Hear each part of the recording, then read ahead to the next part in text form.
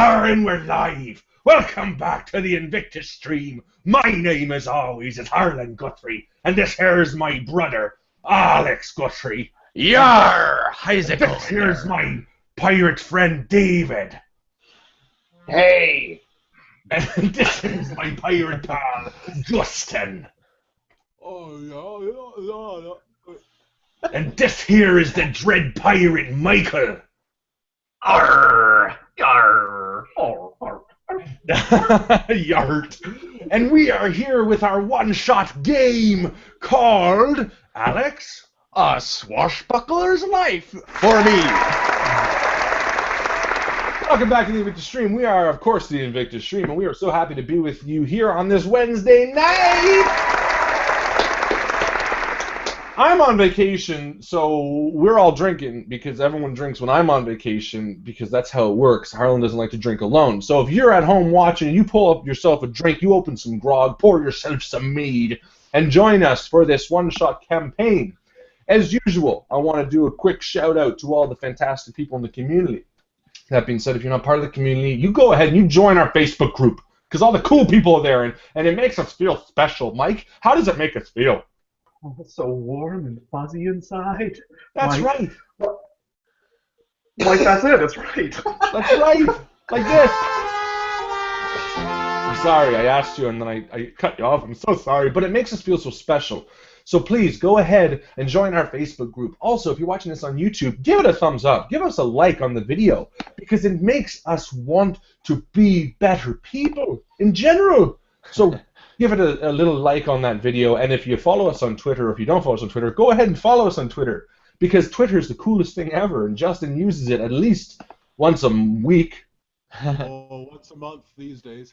Once a month these days. So, again, thank you so much for being here on Wednesday night. Are you guys excited? Woo!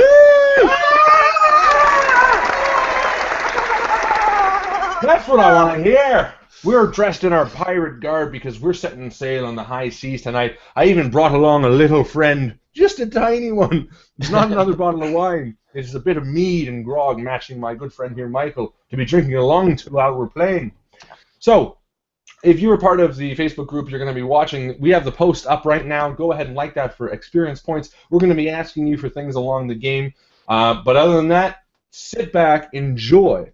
I do want to quickly do a shout-out for Most Valuable Post. Every week on the Invictus page, or the Invictus group page, we do a Most Valuable Post. The Most Valuable Post goes to the post that is probably the most... How would you phrase it, Justin? It brings about the most discussion. That's right. It brings about the most discussion. It involves the community in the best way possible. So this week, without further ado, I'm going to go ahead and award it to Christopher Lawrence for his lovely little post asking what we got for Christmas, because who doesn't like taking pictures of our stuff and sharing it? And I think almost everybody gave a little bit of what they got and what they were excited to get for Christmas. So thank you, Chris. Harlan loves taking pictures of his junk and sharing it. Oh, I think we all do. I like seeing it too and liking it. So yes, thank you, Chris, for doing that. Keep sending out that stuff during the week. Like I said, I'm on break, so every day I'm checking it out and seeing what's up. As you notice, our friend Chris isn't here tonight, so we want to give him a big middle finger. No, a big thumbs up because we love him and he gets to go on vacation as well. So we love you, Chris, but we're glad you're not here because we're gonna try to keep all the people alive in the game rather than let's kill them. We're gonna kill them all. So We might. without further ado, I'm going to throw it over to our game master tonight, and I might need to preface this with Alex has never run a game for the Invictus stream before, and I don't think he's really run a game before. Is that correct, Alex? I used to run games when I was like 13, 14. When you're 14. There was no paper though. It was just rolling of the dice. And that's what we're doing here. So, without further ado, Alex, our game master for tonight. The seas are high. It's the 17th century, and you four are a group of ship hands that move around with the work wherever it takes you. Currently, the group of you are on a merchant ship, Dahlia. returning from your most recent voyage, where you were each paid 120 pounds of gold to spend the last 3 months at sea under Captain James Herald, helping to deliver and trade goods with foreign countries. The entire trip, there's been rumored talk of an elusive pirate named Cranky Lucas Cunningham. And so it begins. And it's a bright sunny day and the seas are high. Justin? Oh, there we go.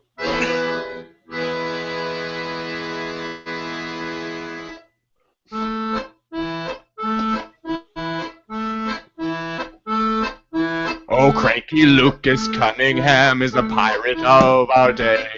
He doesn't run, and he loves his rum, and he's cranky on any given day. He'll hunt you down and slit your throat without a second thought. So hide your treasure and hide your wives, or your blood will never clot. Ho, ho, ho, ho, ho. I'm ready. And the pirates, or no, the swashbucklers among the ship sing as the day goes by. So you four are on your way back to Port Smeller. Ah, Port Smeller. It's nothing better than a bit of the smeller. Aye, there. What are we smelling? No, Marley, we're going back to Port Smeller. Back home. We're done this blasted voyage. Well, I hope I get to see my lovely little lass again, for I miss her, fair skin. What's your lovely lass's name again? Well, Melody, of course. Oh, it's Melody. Ah, yes, Melody, the finest whore in all the whorehouses of Smellyland. Aye, watch your tongue, sir. Oh, Nathaniel, I told you once, I told you 1,000 times. She's not your lady. She's a whore. We all pay her. But she loves me, she told me. Nathaniel, she says it to all the blokes because she wants your money. You're giving it right to her. But I've heard this 1,000 times. And then you hear Sly Jim, who's the cook on the ship, and he says, "Oh, when are we gonna be home, Captain?" And the Captain James Herald yells down, "In only one more day there, cook." Oh, another goddamn day. Oh, It's What not about you, so John? bad. honestly, my back is a little sore from swabbing the deck so often. But don't forget how much you're gonna be able to spend that 120 pounds of gold. Oh, And 100. Melody will get it all. This was a great trip for you guys. Oh, you're telling me. I'm more than excited. What about you, Johannes? What are you going to do with your share? Probably buy some books. Maybe, get myself into the nicest hotel and drink, read, maybe reconnect with some family members. Maybe put a call out to Melody and see if she'll come over for a big old 1-2. That's enough, sir. Nathaniel, I love Melody. Believe me, I love Melody. I'm just saying, you're wasting your money trying to court her. Molly, why has he always got to be so mean? Oh, I don't know, because he's got a scar across his face, I think. That I told you 100 times. It's a birthmark. It's nothing. It's not that I know what to do with. And you hear a cannon shoot off in the background. Oh, shit. What was that, Seamus? Honestly, it's not what I signed up for. And then you hear the lookout on the crow's nest shout, "It's a pirate ship! Everybody on the deck!" Oh, I hope it's not Captain Cranky. Oh, I doubt it's Captain Cranky out in these waters. It's probably just a privateer. They'll see we got nothing and they'll keep moving. But we've got 120 pounds of gold each. I will count that as something. Well, they don't know that, Marley. No one's tipped them off. Well, I'm going to make sure I look fierce. Oh, Nathaniel's going into his fierce way. They're gaining on us, Captain! All right, so And the captain yells, "Start throwing off shit off the side. We're home in a day. We need to get there faster." on our ship, do we have cannons? No, you don't. You don't have Seems cannons. We're a stupid ship. You're only a merchant ship. Oh. Yeah. Goods. You've got. You're bringing home some cattle. You're bringing home some furs, some fruit from far-off destinations. Oh, the fruit's starting to go bad. You've got a bunch of I'd booze. start tossing that off. I'd start tossing the fruit. All right. So you see other shipmates other than you four, because you four are friends, but there's other guys, start tossing stuff off the side of the ship. But you look behind you and you can see the big pirate ship, and its flag is waving, and it's gaining ground on you. It's gaining water. Shit. So what's the plan, Captain? And the captain says to you, "Oh, we've got to push it as fast as we can, boys. Start rowing. Start doing anything you can. Hang up your dirty laundry for all I know." Well, I guess if that's what you want, Captain. All right, so I turn to Johannes. Johannes, you spent years on a ship. Is there any way to make us go faster? You already said start paddling. So I run down, take the lead, and start paddling one of the. I follow Johannes. It's Because he knows what he's doing. Yeah, exactly.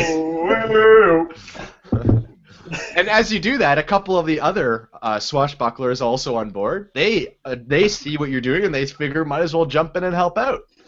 Yeah. All right. Meanwhile, do we have any barrels with any sort of combustible liquid, oil, gas, any sort of? There is one barrel of gunpowder that you were willing to trade, but nobody took it. So. Okay. You got that.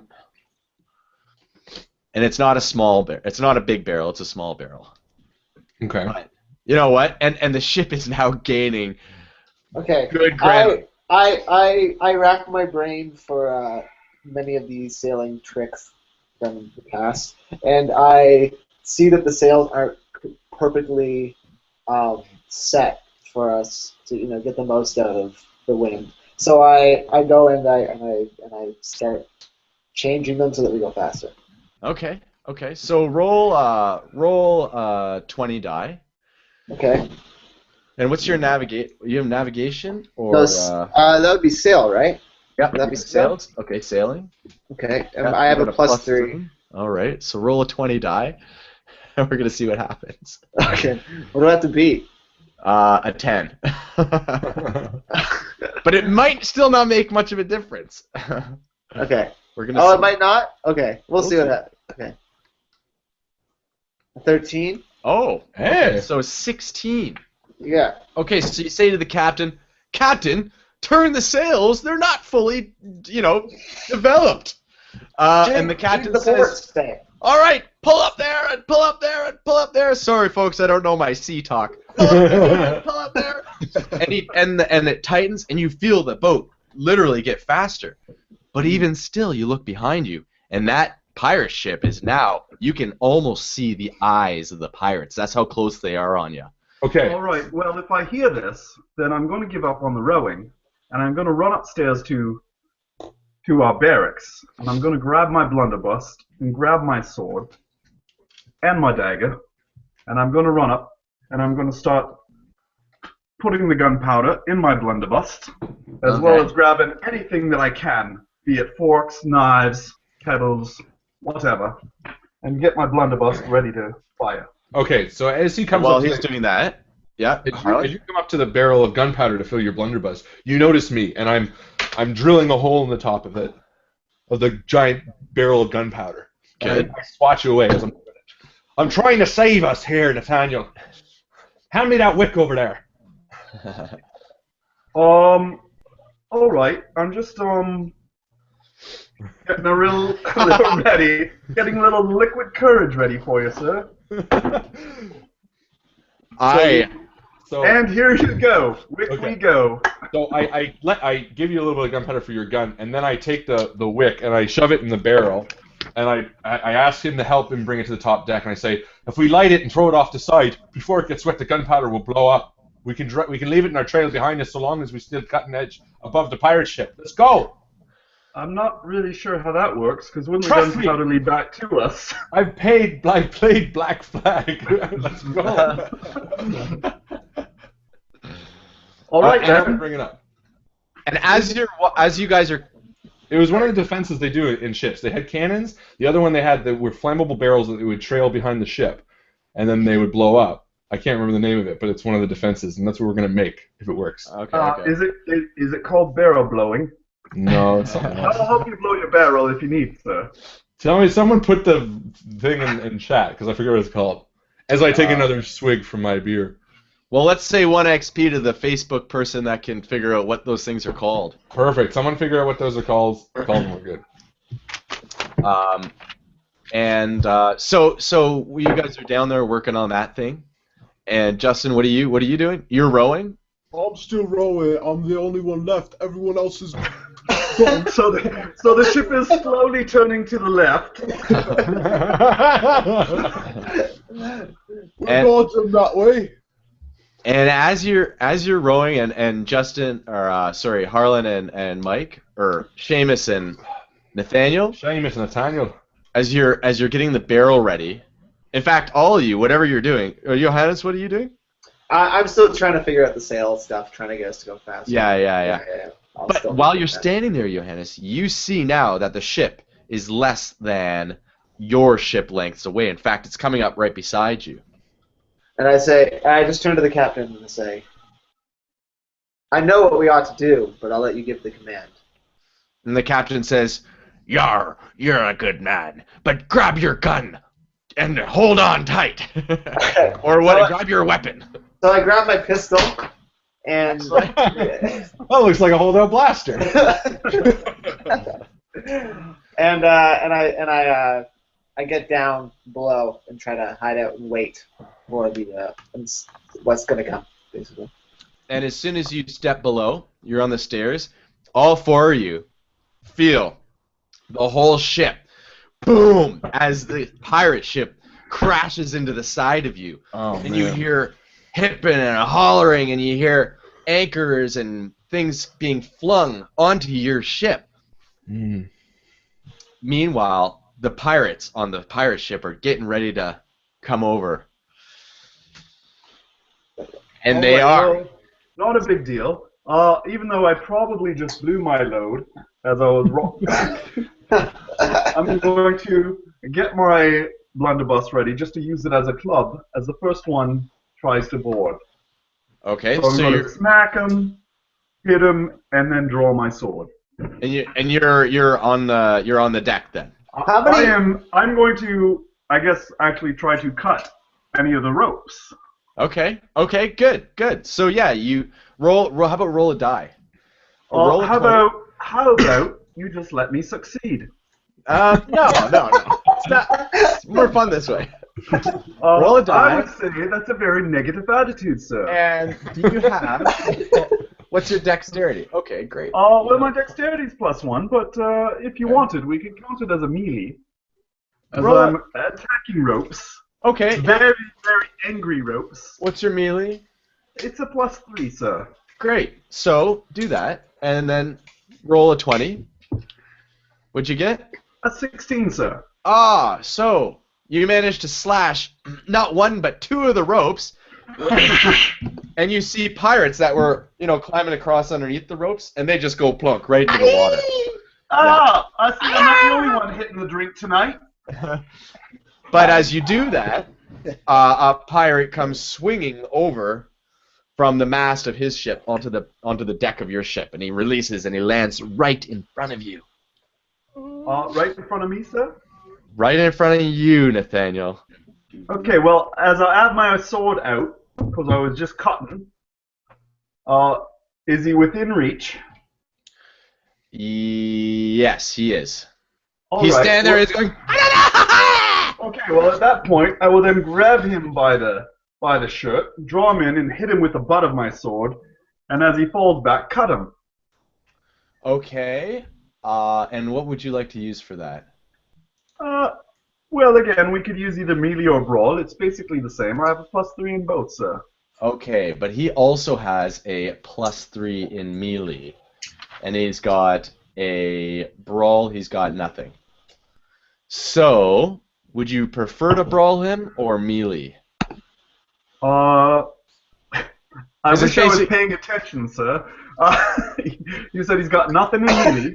In brawl, nothing in brawl, but Nothing he's in got brawl. this. Well, I guess he's- that'd be the first thing because I'm basically taking my sword and punching him with it. Okay, so you got a More +3 like a in brawl. Okay, so you're gonna punch him with the sword, the hilt of the sword, Yes, and sir. roll a 20. All right. Well, that would be a 17. All sir. right. So you don't kill him, but you hit him in the face, and he goes, and he like falls back on his butt. And that's all I needed, sir. So at that point, then I'll slash him with the sword. What? Okay. Yeah. Roll a 20. It's gonna be a real fun There game we for go. you guys. A 21, sir. All right. You cut his fucking jugular, and he starts bleeding and gushing all over the deck. Excellent. Don't worry, man. It's not my blood. It's all good. And then I'll look for the next assailant.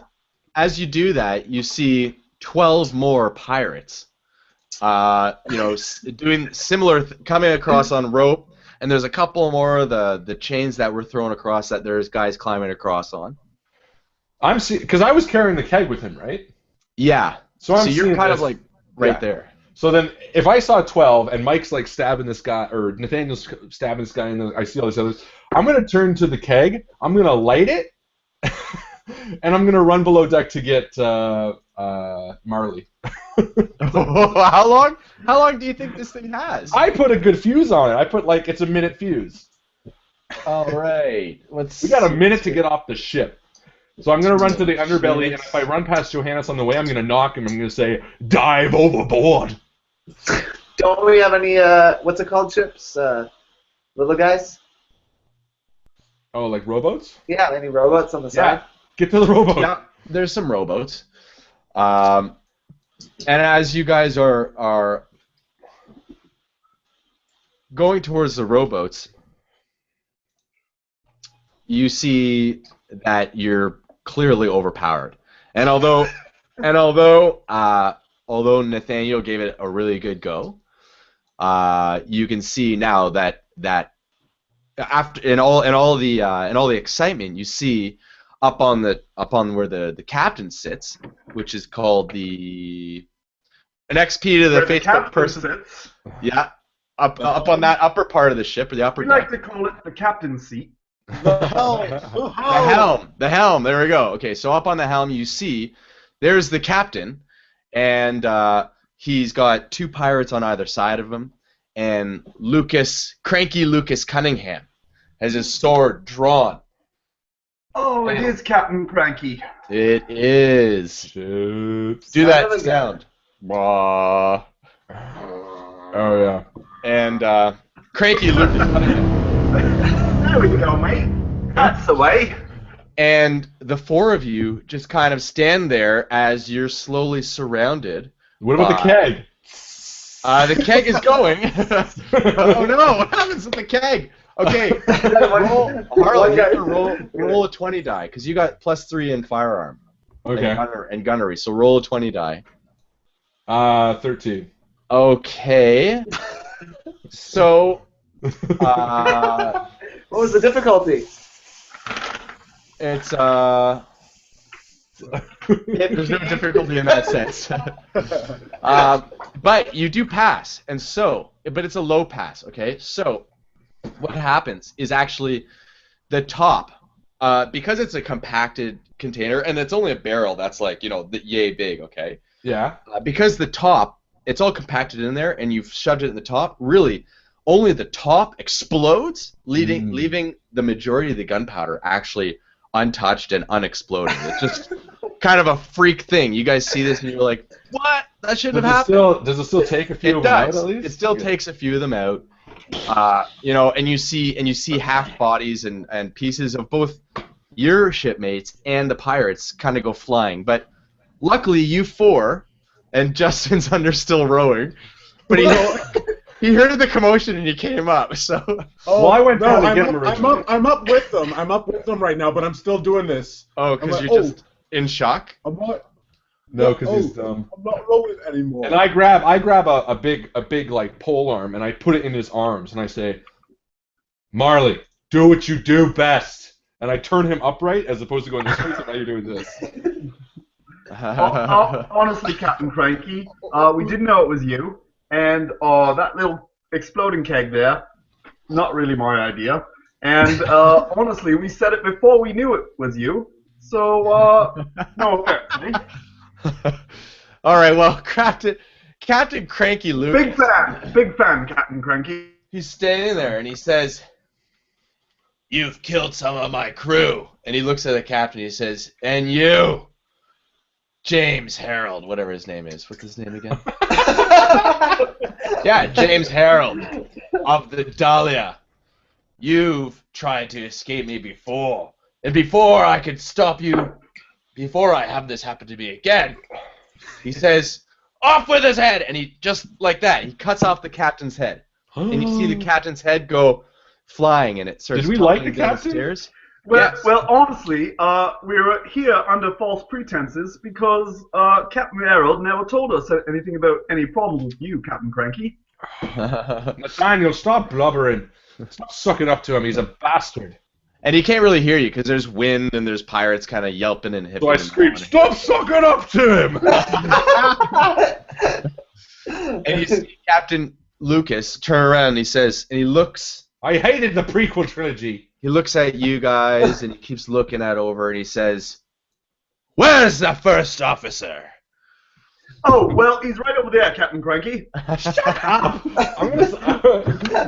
And the first officer stands up and says, "Traitor! Traitor!"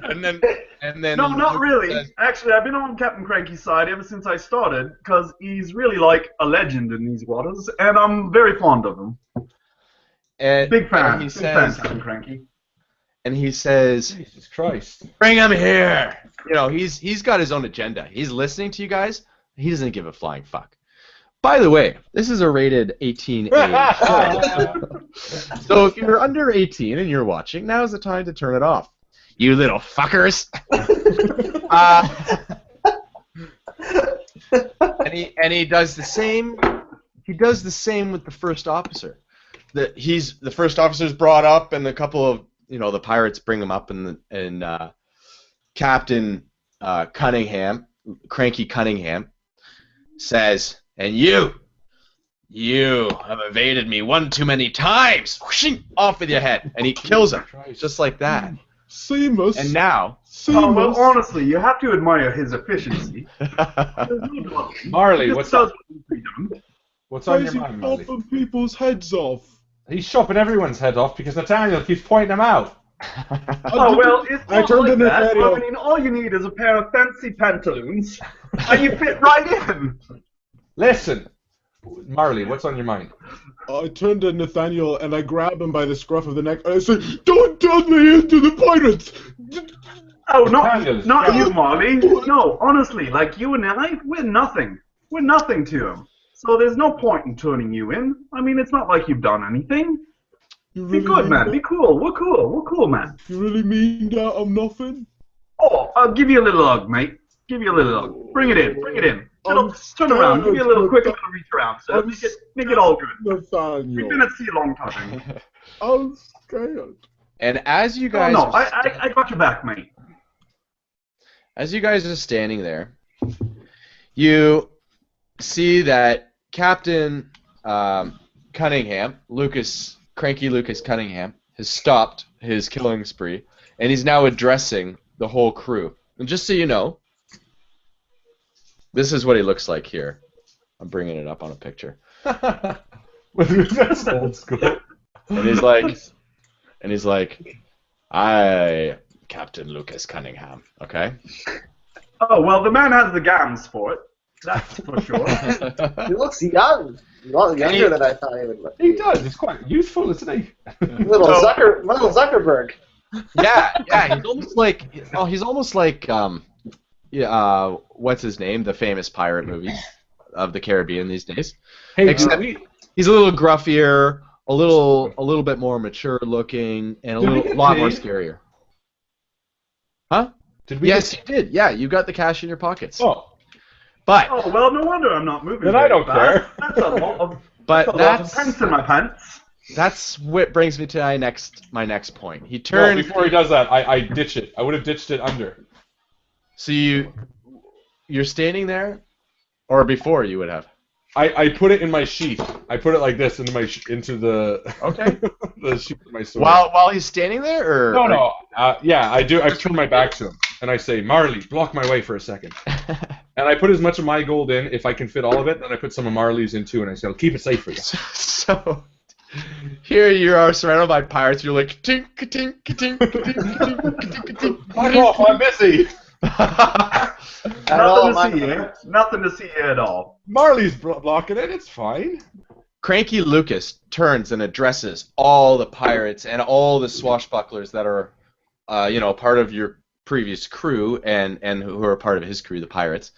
And he says, "All of you." And it's almost like a football game. Everybody's got, you've got 2 or 3 guys watching you.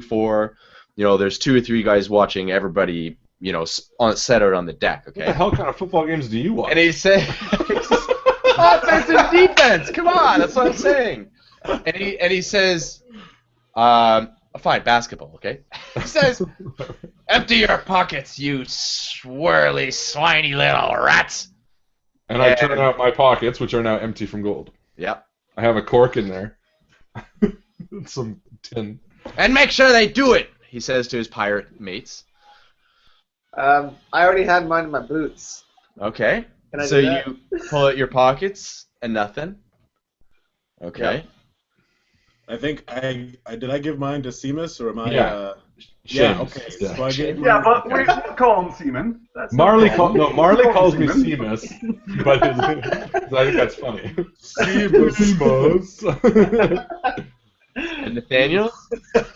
Well, begging your pardon, sirs, but the monies that I've collected through hard work are actually for my true love, and so I'm And afraid. he says, "I don't know if you've heard of what a pirate is." He says, "You want to end up like the captain or the first officer there, by." No, not at all, sir. I plan on following you, and I plan on being your best mate. And he says to the pirates around you, "Empty his pockets." And I just step away from him like. Well, honestly, here you go. There's no need to get all grabby.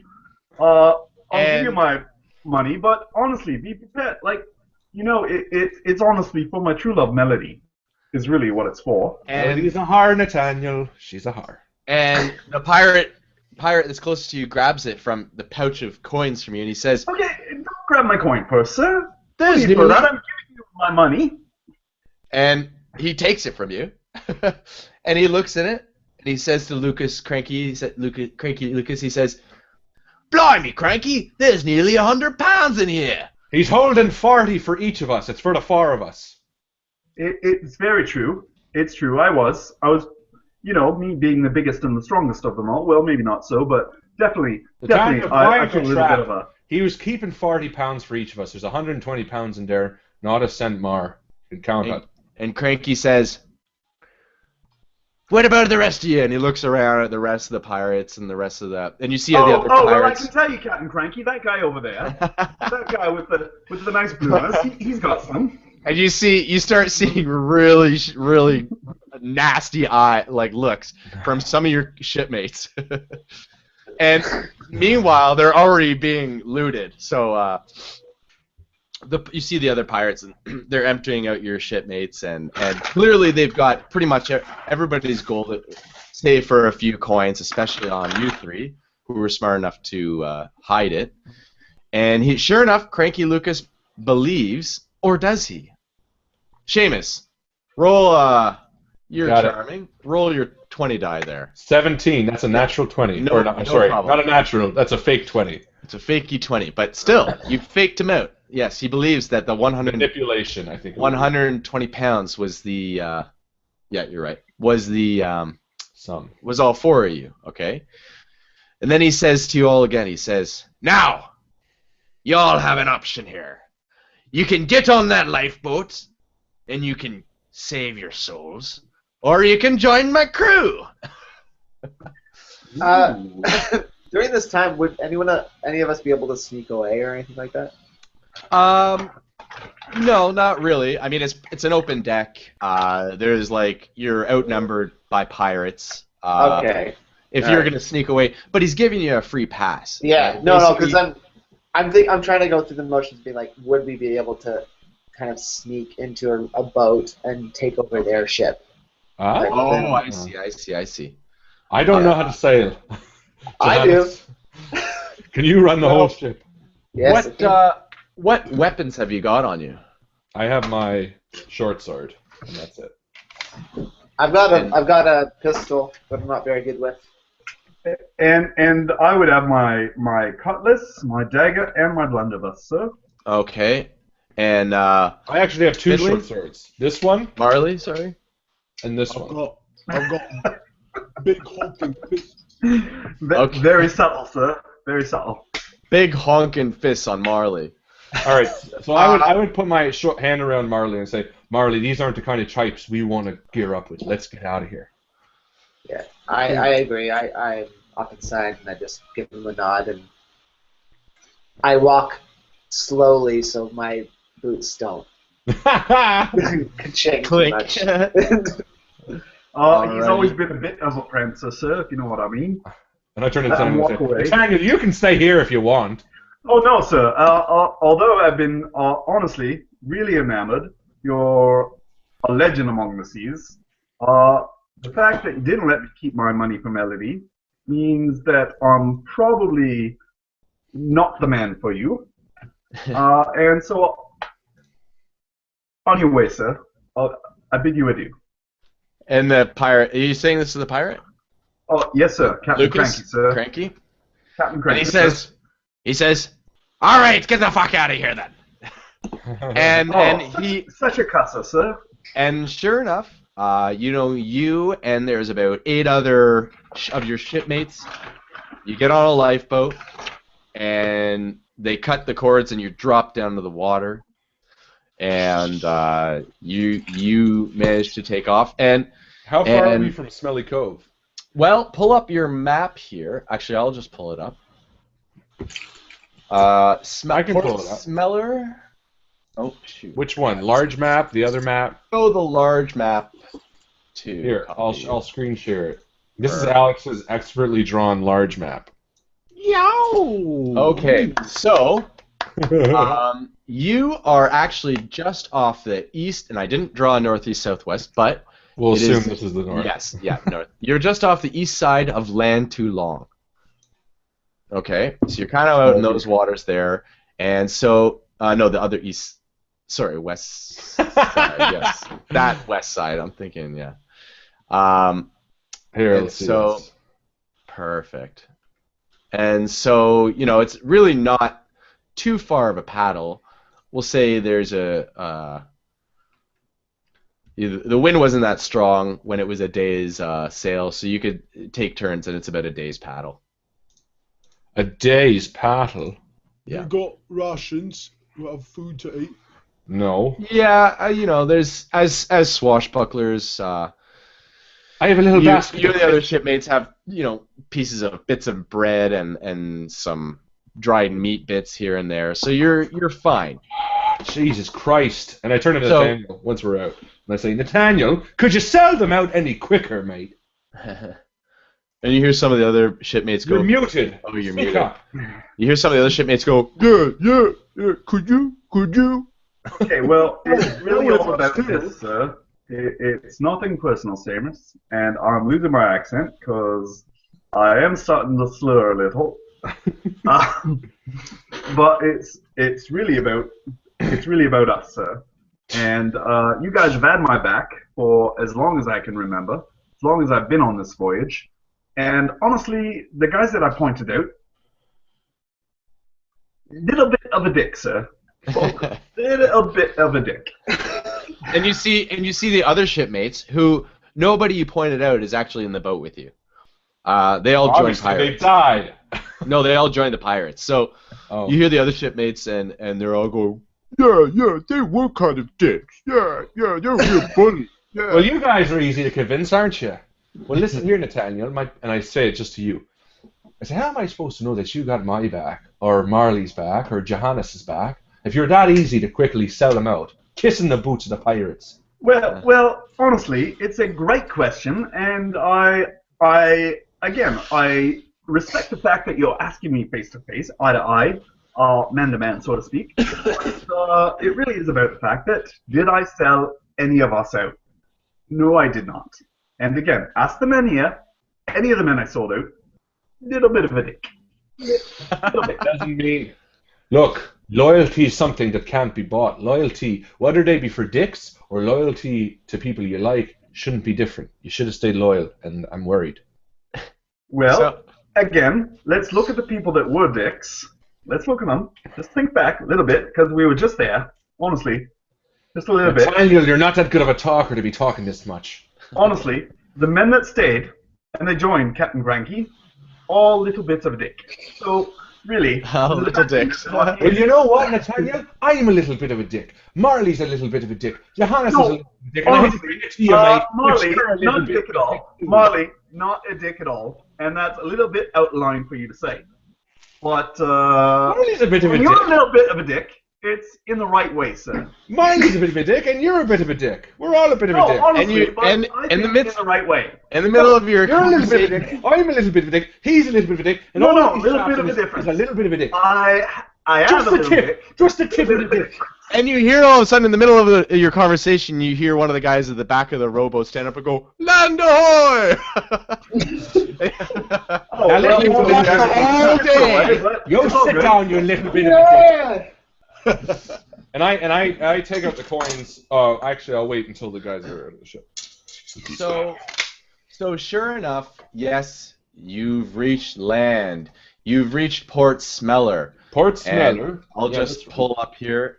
I'll share this screen here. So here's Port Smeller. This is where the accordion comes in. Yeah, actually that would be good.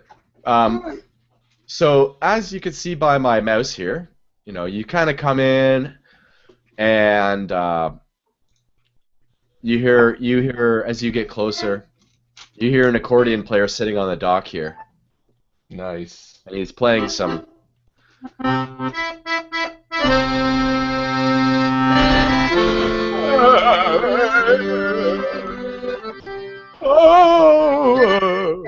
Honestly, this is like me and Melody's song. I probably need to find you Daniel, the I right way. swear to Christ, I am gonna fuck Melody in front of you just to show you one thing or two. Now, okay, you're right. You're a little bit of a dick. Little bit. Oh, it's a little bit And- more than I shoved in Melody. As you get close to shore, the accordion player stops and yells, "Oh, there's a ship over there! Pull them in! Pull them in!" And you've got lots of deck hands and harbor workers that come and help pull the ship in and tie it up. And sure enough, they say, "What happened?" And as they're helping you in, comes down the Navy guard, and he's got his musket and his top hat, and he says, "Ah, you're coming out from the big sea on a little boat there. What happened to your ship?" Taken by Cranky. "Cranky," he says. Yeah, he's pretty cranky. "Lucas Cranky Cunningham?" Yeah, he's a little bit of a dick.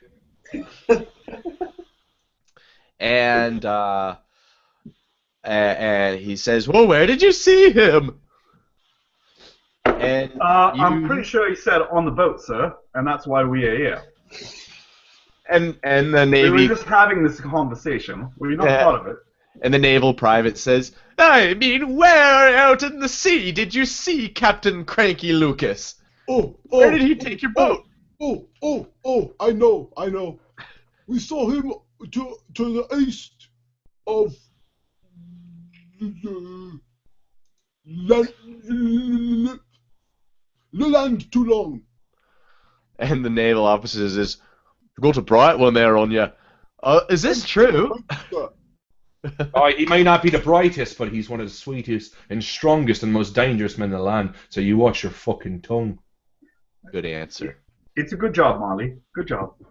You done well, sir. Zug zug. 1 point to Marley for correct, or 1 XP to Marley for correct info, and 1 XP to Seamus for good backing him up. And actually, 1 more XP to both of you two for Nathaniel and Johannes for also just being good shipmates. Just being you. Okay, well, honestly, We're communist pirates. honestly trying to write, and I'm having a little bit of a difficult time right now. I'm a little squiggly. So, as you come in, Of a dick. as you're getting off the ship, the Navy captain, the naval private, naval officer, he says, "I've got to get this information to my captain immediately," and he takes off and he runs away. Right? That's fine. I'm gonna go see Melody. A bit of song and dance. But I open my thing and I pour out the coins for Marley. And I give him his equal share. We need more gold. More gold for you, Marley. Yeah. So Marley's got his 120 pounds, 120 pounds, Marley. That's a good. You can buy yourself a woman and a and house. Johannes got 120 pounds, 120. and Seamus has got 120 pounds, and Nathaniel's got nothing. Yeah. Yeah, it's very true. I'm very ashamed to be going back to my love Melody. But I will go back to her and let her know that I tried. I tried my very hardest with my art. My heart was in it, but unfortunately my wits were not about me. Okay. It's okay. I don't really need. I need the money, but not as. I realize that Nathaniel kind of did stall Cranky a little bit, so I give him 20 of my gold. Ooh. Funny. Very nice of you. Yeah. And I mean, a second. I like him, but I need to spend. I like myself too. I'm a pirate. I'm a pirate. You're a pirate. Swashbuckler. Yes. They're not pirates. I'm going to go to the bar and I'm going to buy some grog and I'm going to sit outside in the sun, under the baking sun, and I'm going to drink it. So Seamus takes off and he heads to the Dead Shrimp. And I say, Marley, you meet me at the Dead Shrimp when you want to grab a drink with your old pal Seamus. Oh, I'm ready, Seamus. Well, let's go, pal. And I slap him on the back and I bring him out. Say, a day at sea I could use a good break. Or 3 months at sea I could use a break. Zug zug. Zug zug. Yes, my lord. 1 XP to whoever correctly names that on Facebook, first and second. That whatever that's from. Zug zug. Okay. Well, actually, I got that from somebody on the stream already. Bob Lyle made a suggestion. Well, we'll see. I started a new post that says correctly excellent. name that. Correctly Okay. name that. Let's see if someone can correctly name that. There's a new post for it. Honestly, one of my favorite games. Yeah, Me too. Right. Me Right. too. it's a Yep. classic. Okay. Evan Jones. So just so you guys are aware, Evan Jones got it. Yeah. Nice. We're being attacked! Just so you guys are aware. Master, I'm not ready. Okay. So as you can see by my map of Port Smeller here, you've got the Dead Shrimp, dead center. Yeah. All right. You've got Dr. Jones. Dr. Jones! Yes, and this is if you're injured or but you don't really need anything. Here, I'll share it, and that way you can describe it while we're doing it. Melodies. And I can zoom there. in too. Here. Okay. Melodies up here? Yep. David, Yep. are you thinking of the Aqua song right now too? Dr. Jones. Dr. Jones. I'm thinking Indiana Jones. Dr. Jones. And then there's the church, obviously. And what's these three? What's these 3 buildings? So that's actually that's a hotel right there, attached Nice. to the Dead Shrimp, and that's actually where Melody lives. Oh, okay. Right mind was saying that. And she just owns a room in the hotel. Makes sense. She doesn't need much more. The two other buildings are the stables and the harbor the Harbor master. office, the harbor master's office. Yeah. I think I'm going to buy a boat. How much is it to buy a boat, roughly? Oh, about 600 pounds So for between a three good of us, sized boat. we still can't do it. Sized boat. Wait, 300 pounds? 600. 600. Oh, yeah, no, we don't have enough. That's okay, because you can commission a boat. You see, there's a big boat in the harbor, Yeah. and I need a name for the boat. So let's go to online. Let's go to Facebook. Let's say I need a boat with I need two things. I need a boat name and I need a captain's name. We have a ton of pirate names. Okay, excellent. So let's see. Some of the pirate names are Tom Salty Briggs, Christopher Dirty Locks, Blake Chisel, Tiny Cripple Johnson, Splintered Pete, I'm not going to do that one, Spike McWinky, Dancing Maurice, No-Eyed Dave, Pegleg John Barnacle, Pinhead Larry. What's the Splinter one? Splintered? Oh, Splintered Pete. Yeah, I like that one. I like the idea that he's got like shrapnel on his face. Yeah. So Splintered Pete, I just needed that name, and also the name of a ship. Okay, the name of the boat, I posted a new post for it. So whoever had Splintered Pete, is it Splintered Pete? Yep. They get 1 XP. Nice. Not just for this game. Splintered Pete was Greg Bush. Greg Bush? Nice, Greg. Very good. Gregoire. Excellent job. Gregoire? Gregoire Bush? Gregoire, that's what I call anybody whose name is Greg. Aisha named the boat Rosewood. Oh, I like it. Okay. That'd be kind of nice. Is that the only one? So far. All right. To Aisha it is. Oh, wait. Is Aisha? Yeah? Yep. Okay. 1 XP to Aisha. The Rosewood. At the point of this, we're probably delayed, so now there's probably like 100 comments, but Rosewood was the first, and it's nice. Reminds me of Rosebud. Oh, Sunken Sun. Rosewood. No, I like Rosewood. It's good. It's a good name. Nice. So who else? So you're. Oh, right. Okay. So you're heading to the Dead Shrimp. I'm going to the Dead Shrimp with my good friend Marley, and I'm going to be having a hand over his shoulder, and as I'm going, I'm singing, because I'm happy to be back on land. So you guys are heading up the hill. Marley, give me a song to sing. I's the boy. And you can see the the Dead Shrimp at the top of the hill. I's the boy that saved her. I's the boy that... The old Eliza. Catch your partner, Sally Deagle. Catch your partner, Sally Brown. I guess say we've got some talent here. So we walk into this. Voice, Seamus. Oh, Marley, you got even lovelier fingers, if you know what I mean. Thank you. Yeah. Okay. So you guys are headed up, and the town. It's up a hill. It's muddy. I mean, this is the 1700s. They don't have paved roads. It's muddy. Horse and wagon. There's horse and buggy driving by you. Johannes, are you going with them to the Dead Shrimp? I figure they'll be there for a long time, so I first want to go visit. Would there be any sort of library in town or a place with books?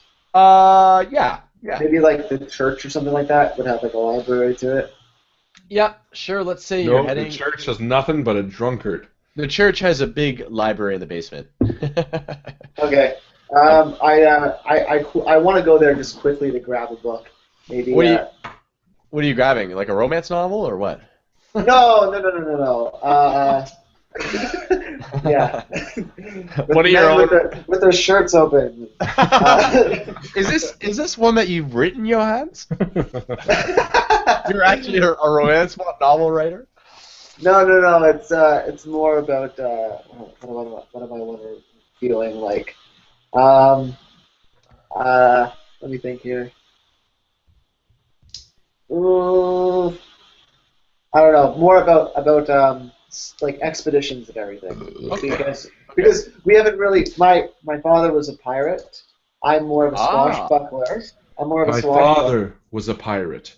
My sister was a pirate. Now I am a pirate, and so are you. Or at least kind of like. So I'm searching for stories that might include him. I could tell you stories, Johannes. Yeah, I know you told me them already. Okay. So Seamus and Marley and Johannes are all heading up the hill, and Seamus and Marley, they tuck into the dead shrimp, and Johannes got another little bit to go, and he's walking up to the church. And there's a bag of nacho chips. And there's a bag of place nacho Nathaniel. And Nathaniel is on the docks, and he's eating a bag of chips. Well, honestly, I'm a little bit sad because I originally joined the ship so that I could earn enough to make Melody and I a happy life without her having to continue the work she's doing. But and there is the problem with pirates, eh? Oh yeah, bastards, all of them, each and every one of them. So right now I'm just trying to decide how I'm going to talk to Melody and let her know that I failed her. Okay. So you're contemplating. You're still staying at the docks. Well, I've taken off my pirate gear, and and by that I mean my scarf and my kerchief and my eye patch, and trying to get myself a little prettier, using the salt water to give myself a little more of the dreads, and wondering how best to present myself in this situation to my beloved. Okay. Fair enough. Meanwhile... Your beloved beloves a lot of men. Meanwhile... No, she has sex with a lot of men, not quite the same thing. It's true. Dennis. Love, sex often don't go hand in hand. No, but there is a lot of end action, regardless. Yes, there's a lot of that. Okay, so David, you find the library in the church, and you're reading about expeditions, about sailing, about knots, about other pirates, about other things. Seamus and Marley. Yeah, we walk in and we grab a table in the corner, and I get 2 whiskeys, and I treat, and I put one in front of Marley and myself. And hold on. You go up to the bar, and it's never that easy. You say to the bartender, 2 whiskeys, my good man. 2 whiskeys. Here you are. There you go. So, well done. Do I know this barman? I guess it's been 3 months regardless, eh? Aye. You forget me already, Seamus. The name's Derek. No, Derek, I couldn't forget ya. Just get a drink for me and Marley. We just pulled into town, so to speak, in a way or so. You know how it is. Melody's still around. Derek Tamworth. And Derek. Derek, you know Derek. In fact, all of you know Derek because he always has the most important news of the land. And right now, he says to you, so, did you hear about Cranky Lucas's most recent adventure? He took another one of the Navy's ships. It was a merchant ship this time. Yeah, Derek, we know the tale. You do? So you finally heard news before me this time. Yeah. We were on a fucking ship that got taken. Get the hell out of here! And he says, "All right, here. The rest of your drinks are on me." And so, hey Marley, that's 2 more shots. Yeah, not too bad. He says, "Would you tell me about him, Seamus?" Yeah, all right. You come over to the table with Marley and me, and I'll tell you. Marley and me. You come over to the table with Marley and I, and we'll speak. Am I going to die, Seamus? No, Marley. No, Marley.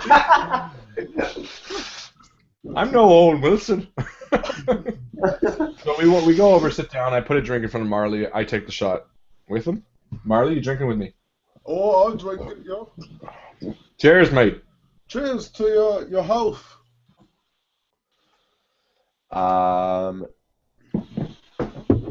Okay. Now, so yeah, Derek comes over and he sits with you, and he says, "Oh, so you have to tell me all about it." And you guys go right into full-on conversation. You tell him all about. It was a dark and stormy night. Well, it was a nice sunny day, but you I know, but emphasize. I'm a storyteller. I'm a storyteller. I embellish. And while you're there, Johannes is at the church, and he's looking through books, and he's reading about the islands. And the One Ring. And you want to pull up the islands for me, Harlan? Sure. The map of the islands. In fact, he finds a map of the islands. Hold on. This one? Yeah. Perfect. So he finds a map of the islands, and he says, "Oh, I know this map because I grew up on Elephant Island with the rest of my family, and like most of you, grew up on Elephant Island or Roundfish Island. They're the two most populated places." Okay. Not me. And so he's flipping through a book that's called Old Seafarer Tales. It's called Who Cares? Yeah, and it's just called Who Cares? And he's flipping through it, and he finds an interesting thing he never knew before, and that is that the three Spanish islands actually have nicknames. Oh. So there's the Tough Hind. I accidentally knocked over a pile of books in the library.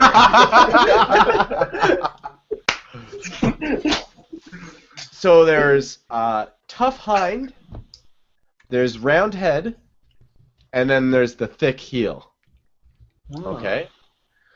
And you really don't know what that means, or it doesn't really mean much to you, but you make note of it anyways.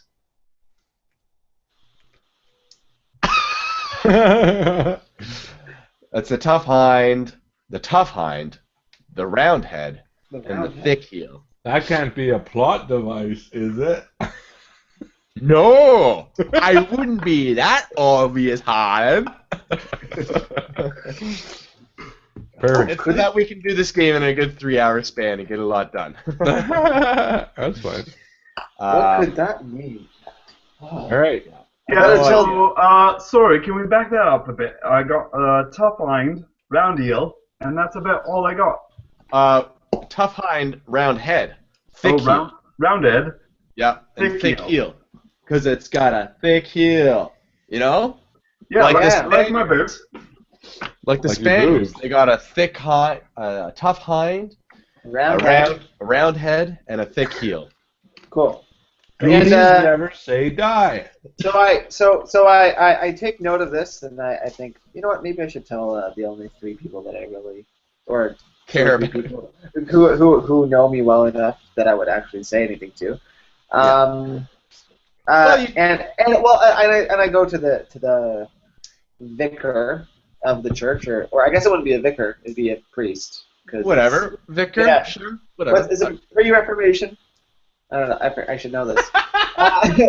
It's the same as the title of the book, David. Yeah, who cares? I go to the guy with the collar, and I say, do you know anything about these names? And he says, "No, son, but go in peace." Oh, Vicar, you're one of mine. And I say, okay, I see you really don't want me here. Bye. No, and he says, you're too old for him. He just says, yes, that's what the Spaniards. Yeah, you're too old for him. That's what the Spaniards. Very tasteful. Way too long to get. That's what the Spaniards used to call their islands. Oh, that's funny. But every map's written in English anyway, so it doesn't really matter. It doesn't have to be in Spanish. Okay. And then and would this guy know who my father was or anything like that? What's your father's name? He says. He was a pirate. What's your father's name? My name, Johannes Vandenberg. Oh, yes. Johannes. That is a name I haven't heard in a long time. He says, your father came to me, and he asked for forgiveness. And I told him he has to let go of Satan. And I said, okay, that's Don't enough. break the seal. All right, that's cool. Bye. And he says, follow the light, young Johannes. Follow the light. And You too. and he skips out of the church. and you hear the Archbishop as he's singing and dancing away. La-di-da, Oh, to find before- myself before- some young boys. Before I La-di-da. go though, Archbishop. I mean, I tear that map out of the book. I mean, I like books, but this I feel like is something of interest. So Cool. can I do that? Yep. All right, cool. And all of a sudden, you run. Yeah. So meanwhile, Seamus and Marley are finishing their story about. Did I leave anything out, Marley? I think that was pretty much everything, wasn't it? Did you get the part where I was rowing? Oh, I got it. You got it all. You did very good. Because in all. Marley's mind, his rowing saved it. In Marley's mind, he believed that we only succeeded because of the rowing. Molly do good? Molly did really good. Good. So Now that's our tale there, Dennis. Or Derek. yeah. What tales do you have for us? And he says, well, since you've been gone last, other than that one about Cranky Lucas, really there hasn't been too much. The fog's been thick.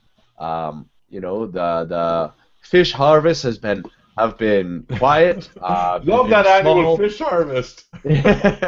Oh, it's daily. When they're not too high on the shaft. The fishing's been pretty good, and so on and so forth. And Johannes comes in the door, and he says, Hold on, how's Melody doing? Does she still have the clap? Melody. Well, let me tell you about Melody. I'll just tell you about Melody, now that we've got here back someone who cares. No, he's not there. Oh, he is. Oh, but he might want to hear it from, third person. He says, oh, Melody. Yes, that old tramp. She gets around, doesn't she? Well, we pay her to. Exactly. But she's a lovely gal. And, she seems like she's been down in the dumps since you guys last left. I wonder what that's all about. And that's when Johannes comes in. And he says... Can you make me some coffee? And who might this be? Young Johannes Vandenberg, of course. Were you on the ship with these boys? Of course I was. How could I not be? So you also experienced the very elusive, cranky Lucas Cunningham. Sorry, that was a slip of my tongue. That's not to do with the story. Cranky Lucas Cunningham. And he says, oh my, well, you know what? The coffee's on me.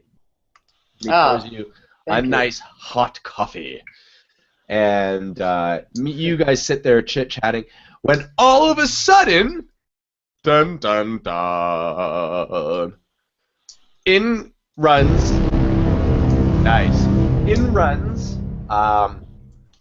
a different naval officer. And different from the one that you saw earlier. He runs Naval Officer number 2. Naval Officer 2. That's what it will show in the credits. Naval Officer 2. He's the director's son. Blimey, you're never gonna believe it. And everybody looks at him. What? Yeah, and there's an awkward silence because he's waiting for his attention. And he says, they caught Lucas Cranky Cunningham. I keep wanting to say McCoy. What the fuck? They caught Lucas Cunningham. They caught Cranky Lucas. And sure enough, so you guys go up to him, the officer, Yeah. to inquire more, I imagine. Sure. Hmm. We just saw him. How'd they catch him? Well, he says, were you the four that came in on that life raft with the other bunch of swashbucklers? Maybe Yes. we were, maybe we weren't. And he Or says, No, well, we heard about what had happened, and thanks to you gents, we were able to cut him off right as he was coming down between, Long Island and Hot Island, or whatever it was. And New York City. Yeah, New York City. Manhattan. Right between Land Too Long and Long Island, which is part of the Liver Islands. Well, you're welcome. And Marley did it all by rowing. And he says, the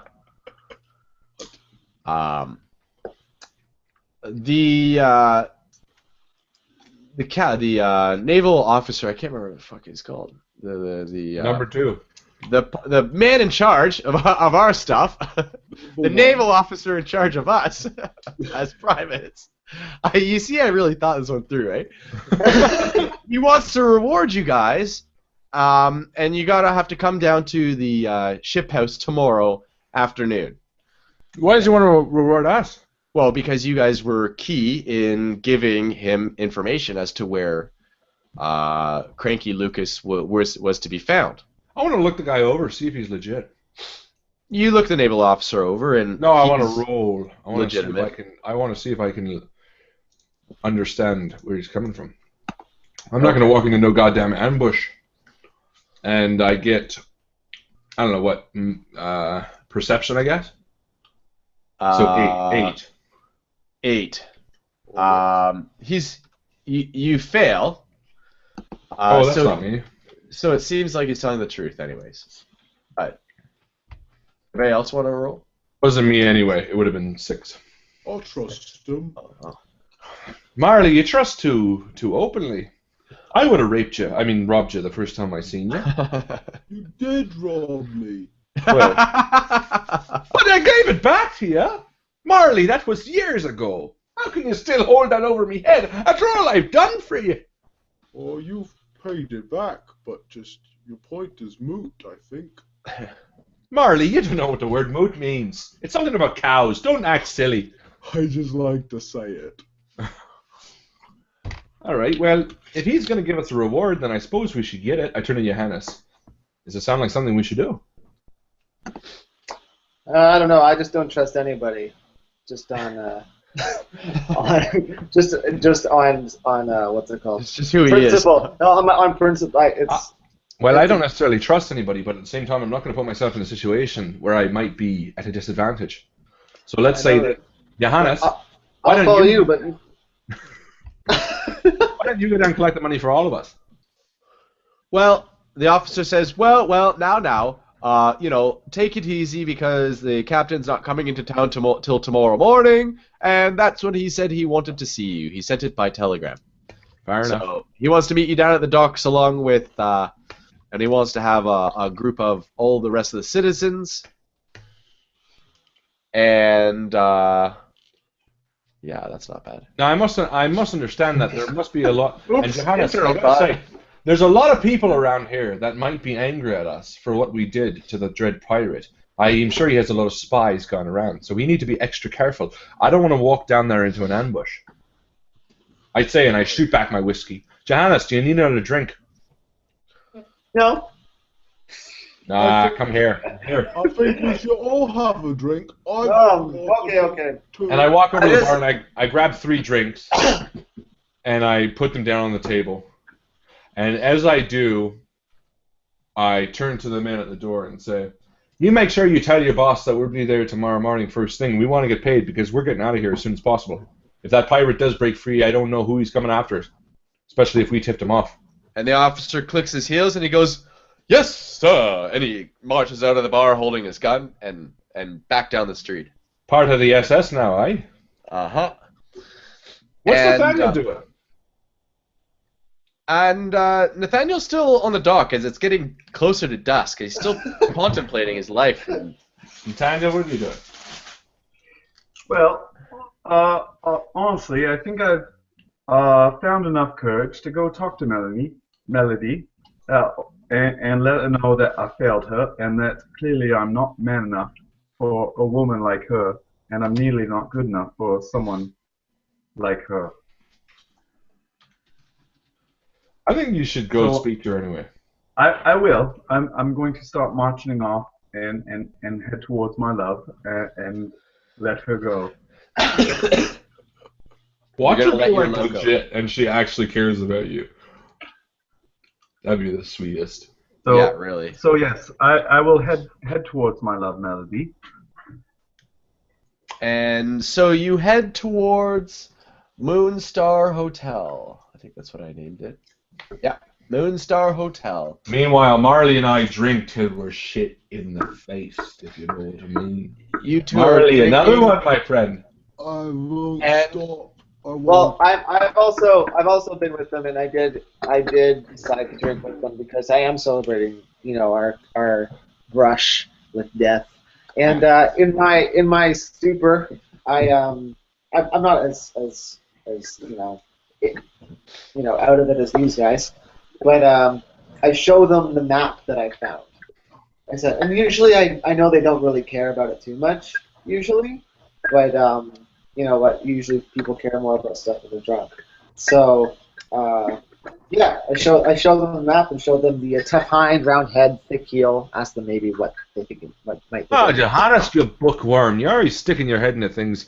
I grew up around here. Marley grew up around here. None of this means anything. The hind, the heel, the head. It's just the names of the fucking islands. They gave it to them at all different times, right, Marley? Right. Yeah, but what does this tough hind, round head, thick heel mean? What It's could the that? fucking name of an island, mate. It doesn't mean anything. But have you ever heard that before? Well, fine, give it here. And I take the map from him. I don't fucking know. Let me buy you another drink. Look, give us a drink over here. We'll drink and we'll think about it tomorrow. And as you holler, you notice some cut-eye from across the room. What the fuck are you looking at, mate? What, me? Yeah, you're giving us a stink eye from over there. Can't celebrate here in this pub? Grew up here. And you see him turn to the people he's sitting with. He says, yeah, that's them. That's them. And they get up, and there's about 8 of them. And they say, what's this about the captain of the Navy wanted to reward you for giving up cranky Lucas Cunningham? And I stand up. Listen here, gents. How many of them are there? There's about 8 of them. Listen here, gents. No one here wants to start anything. We're just here having a good drink. Why can't you sit down and have a drink with us? We'll buy you the next round.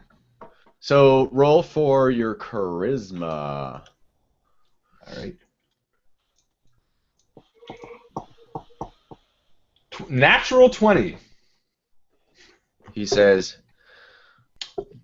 and what's your problem? He looks at Marley. Marley, roll for charisma. Oh. He's just a sweet simpleton. You leave him alone. Oh. So I'm like really drunk. And then- yeah, okay, all right. and So then- yeah, so I'm like, and I puke right on his feet. And he It's like says, -1, what too. the fuck?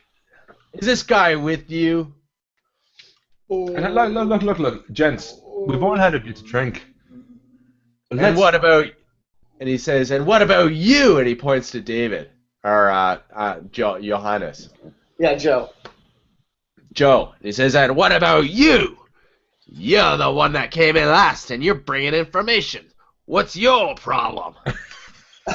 Back to New York. Roll for charisma. Me? Yeah. What's my? I don't think I have anything for charisma, do I? You've got +1. +1 for charisma. Yeah, I got +1. Okay. So, here. +20 here. Roll that. Yeah, a 20. Oh shit. Oh, man. Okay. Well, you know, Son of a gun. Marley's drunk. You're sober.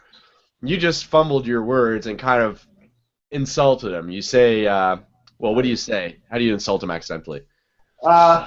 Shit. Okay, so I go, what do you mean, me? I'm not bringing information. The only information here is that you're a son of a gun. And he laughs. And he throws his head back. And in one foul swoop, he pulls out a pistol, and he says, "You took your last breath." Bang! Right in the sucker. Right here. And Roll for dexterity. what? Holy shit! I got a 3 for dexterity, so it's not graceful, apparently. Being that there's a pistol at your face, you manage to dodge unsuccessfully, and it clips the back of your head. Okay. And blows skull fragments and blood onto the wall behind you. And Gets it all over my white shirt too, yeah, apparently. yeah. And the gang of pirates, 8 pirates or so, they scream, "Long live Cranky what the fuck is his name? Long live Cranky Lucas!" Okay, and they run out. The minute he fires, because I was acting a bit more drunk than I actually was, I draw my blade and I cut off his fucking hand. The one that fired. Just so roll for your melee. I also have a pistol. I should have said that. Nope. But I do, because I remember I gave myself a +3 in firearms. Why would I do that if I didn't have a gun? I definitely have a gun, but I don't have it on me. We'll say that. Okay. 12 plus 1 for melee. 13. 13. So you managed to cut. Yeah, you cut off his forearm. Right here. And as he does that, I go into a rage, and I barrel past him towards the other pirates, and I just do a big bear hug to both of them. Okay. Meanwhile, those 2 pirates who you barrel hugged have got sharp objects. One's got a dagger. The other one's just got sharp objects. Let's just say. Okay, then I run up to them and I bonk both of them on the head at the same time. Okay. So, in any case, roll for your brawl. All right. Oh, and out comes the Catan. Natural 20. Oh my god. Okay. So, needless to say, you go like this. This is what you did? I bonked them on the head, both 2 of them. And so it's like this. Step right up. 1 XP to the person that names the movie. Can I do it? Yeah. I can get the XP? Yeah. That's Beetlejuice. Oh, not you, silly. Yes. Oh, yes. That's correct. Sorry. Beetlejuice. It's not fair because we're brothers. We watched the same movies growing up. And then as you clobber both of these gentlemen, they fall over, and the one with the knife goes ooh, and falls into his pirate buddy and stabs him right in the leg, right here. And you see him kind of roll onto his side, and so now there was 8. There's just killed 4. 1 without a hand. There's 2 that are totally knocked out cold, and their necks are crushed. They're dead. They're pretty much dead. They're just and 1 with a knife in his leg. So of the 8, there's 4 that are still perfectly fine. And so I turn to the rest and I say, "Who else wants a fucking piece of us?" Because we reacted pretty damn quick. And roll for charisma there, Harlan. Okay. Or what? You have a better idea? Intimidation, but I don't. But intimidation would just be probably charisma. I've got intimidation. Oh, perfect. Then you do it. So I say that, and then you roll for it. All right. I don't know if I'll be as lucky as last time. Intimidation. Where's your intimidation? Boom. 15. Oh, yeah. 15. Nice. Okay, so the guy with the hand cut off, he pees his pants and runs out of the room. Pee your fucking You pants, see him mate. peeing his pants, and he's like cutting off the circulation from his now gone hand, and he runs out of the room, right out of the dead shrimp. Not even out of the room. He leaves the dead shrimp, and the guy with the knife in his leg actually follows. That's right. So And the 4 left are somewhat intimidated, but there's still 4 of them and only 3 of you. Is David still alive? Yeah. David is incapacitated. He's bleeding heavily from the head. I'm lying there. You're kind of have your hand on your head. You don't think it's that bad. You're actually more with it than you should be. It's kind of like the opposite effect. You know, you're like You like cough and spit. I get it. yeah. You're like you think it's just say your ear or something, but in actuality you're missing a piece of your skull. Yeah. But I'm going kind of crazy. I'm kind of going like, looking around. You're like, yeah, kill him, motherfuckers. Yeah. Yeah. And then so the other, I'm gonna roll for one of the guys, Okay. and he pulls out basically a wooden mallet that he's got, or a billy club. Okay, he's got a little billy club, and he has no dexterity or anything, and he rolled a 2. Oh, So he dropped the goes club. after Seamus. He goes and he like drops the billy club and goes like this in front of you. You're a fucking joke, mate. I'm gonna fucking kill you. Even if you run now, I'm gonna fucking kill you. So what do you do? Me? Oh, well, Yeah. What about Nathaniel? What's Nathaniel up to? Yeah, I don't know. What's Nathaniel up to? Jump in here, Nathaniel. You heard a gunshot.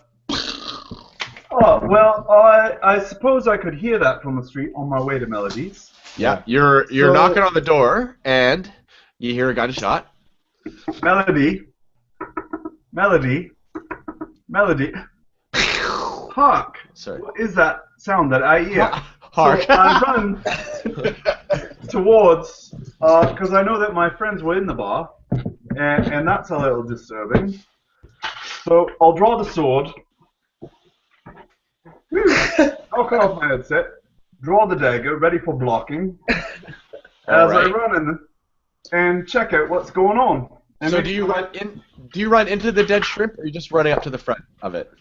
Oh no, I'll run and make sure that the first thing I want to look around for is my mates. Sorry, And you make cut sure out. that they're all. Oh, I just sorry. heard run. You'll run. And kicking in the door. Okay, make sure okay, that, cool. Try to do a quick scan and make sure that all my mates are okay. Because So, if they're not actually- faring well, I want to get over to them as quickly as possible and make sure that I save their lily-livered little asses. I like it. I like it. You know. I gotta So, pause you right there because do a roll for kicking in the door, and you're gonna roll for Well, again, would it be a melee? Because I'm simply just kicking in. Or just no. Let's say dexterity or strength. No, let's say strength. I know you got a negative. one, that would make sense. Strength Do would it make anyways. sense. Do it anyways. So that would be an 11, sir. Okay, so 11, you pass. So as you kick in the door, the fellow who dropped his club and went like this to Samuel or Seamus, he decides that he's had enough and he runs for the door just as you kick it in.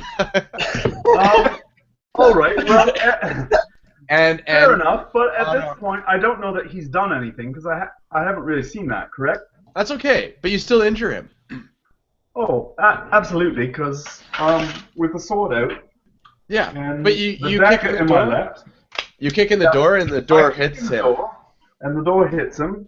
Yeah. And I'll basically like bring this one up as a blocking because he's trying to come through, but kind of catch his neck on the way. So you do this automatically. You're like a warrior, a melee warrior, a bit of a melee warrior. So you kick in the door and you kind of hammer him in the face accidentally. Totally not even your fault. You just do it. You hammer him in the face of the door, and then as you're coming in, roll for melee. Roll another 20 for melee. So that would be a 17, sir. Okay, so as you come in the door with your knife in your left hand, you actually accidentally slide the knife across his face, cutting him severely. He's if he's not dead, he's gonna lose sight in his eyes, and he's gonna lose his nose. I'm gonna say that's all right, Nathaniel. He was the good one, and you wanted to kill him. Sure enough, as you come into this room, now with blood all over your shirt, there's three It's all right. pirates. It's not my blood. All is good. There's a bit of a kerfuffle, and there's three pirates standing there, and there's your mates, and you look over and you see Joe, and he's now sprawled out on the floor, totally unconscious, a pool of blood around him, and the three pirates that were standing there are now intimidated beyond belief, and they just scatter. They run out of the bar, past Nathaniel, and that's the end of this. Then I'm gonna run over to Joe, and I'm gonna see if he's okay. Joe, you're a red mate. Are you okay there? Are you hanging in? I think so. Does And anybody I just start rambling and the map. I have some skill in medicine / carpentry. I don't know why those two are paired together.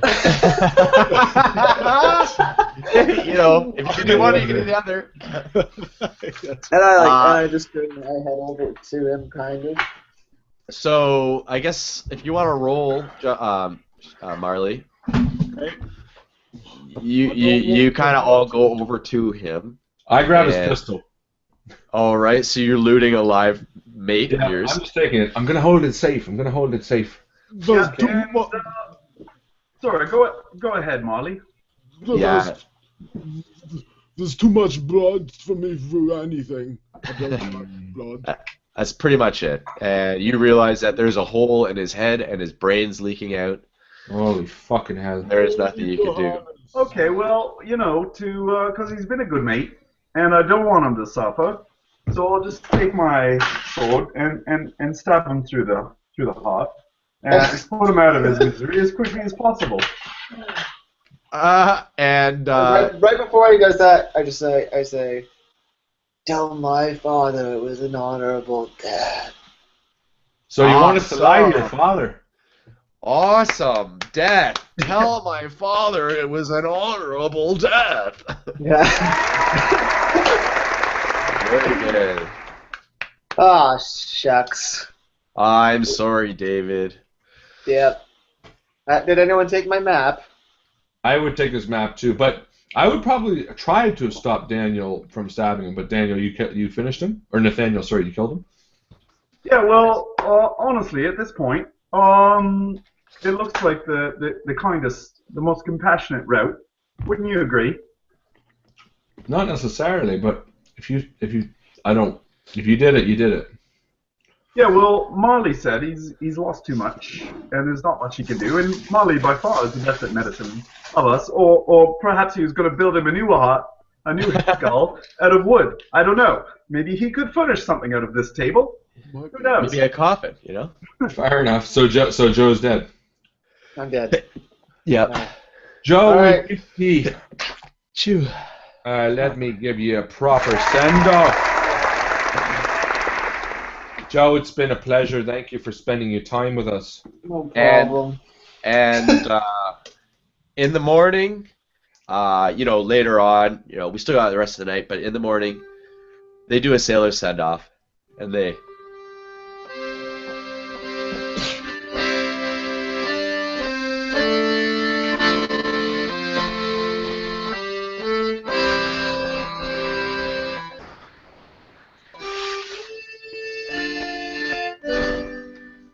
All take the high road.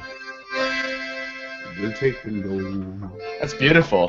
That's just beautiful. We'll be together in Loch Lomond. All right. Goodbye, David. All right, bye. Bye.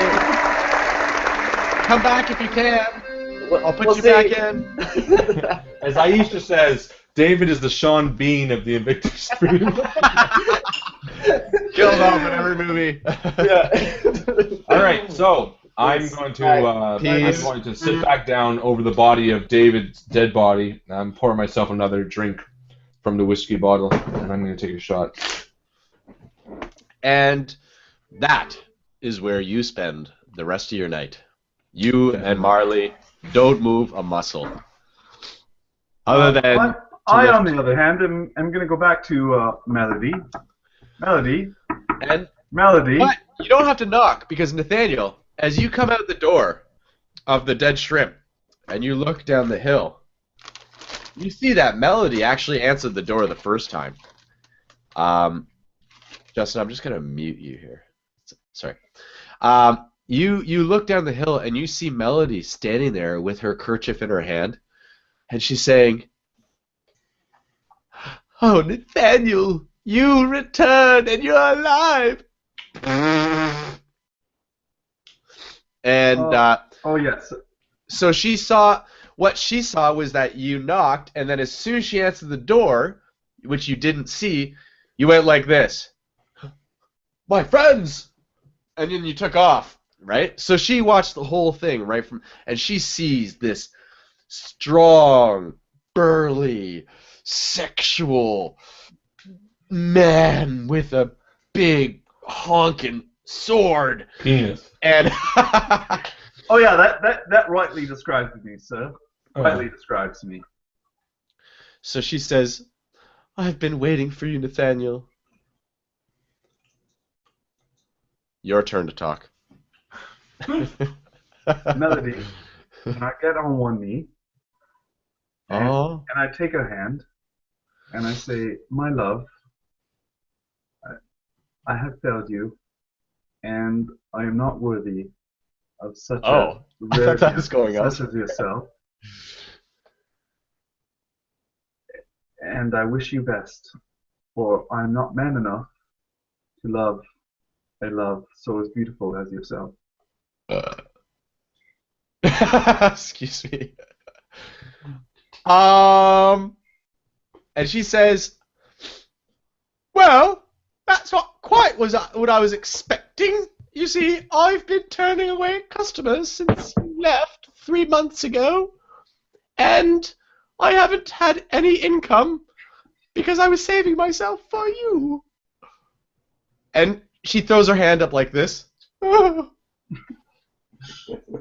Melody, And it was Cranky, Captain Cranky. He came and he took the money that I had saved for you, sir, my love.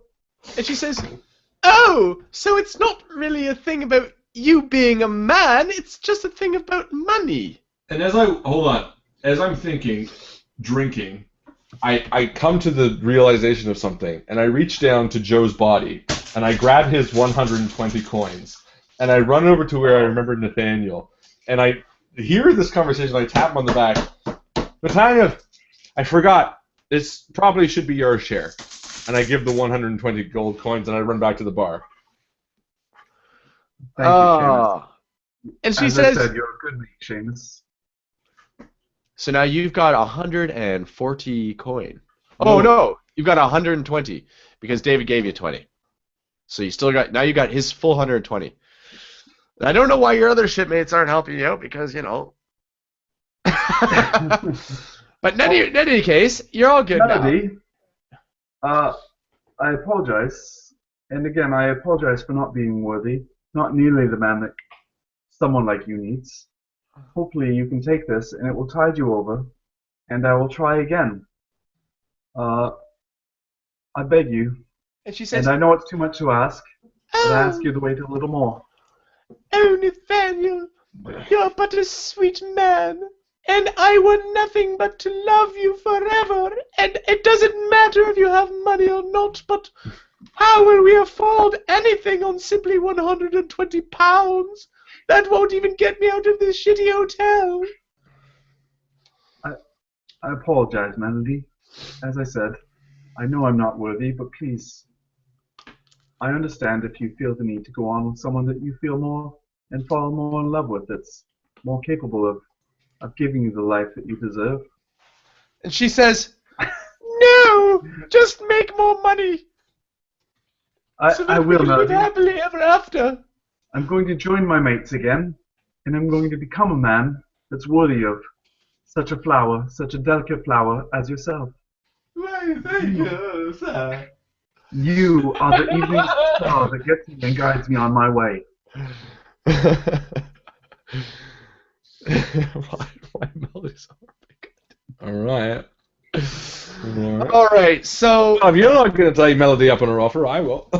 So with that, she takes you by the hand, and you follow her into her room in the Moonstar Hotel. Not me. I'm not there. Not you, Seamus. You're passed out in the bar, and so are you, Marley.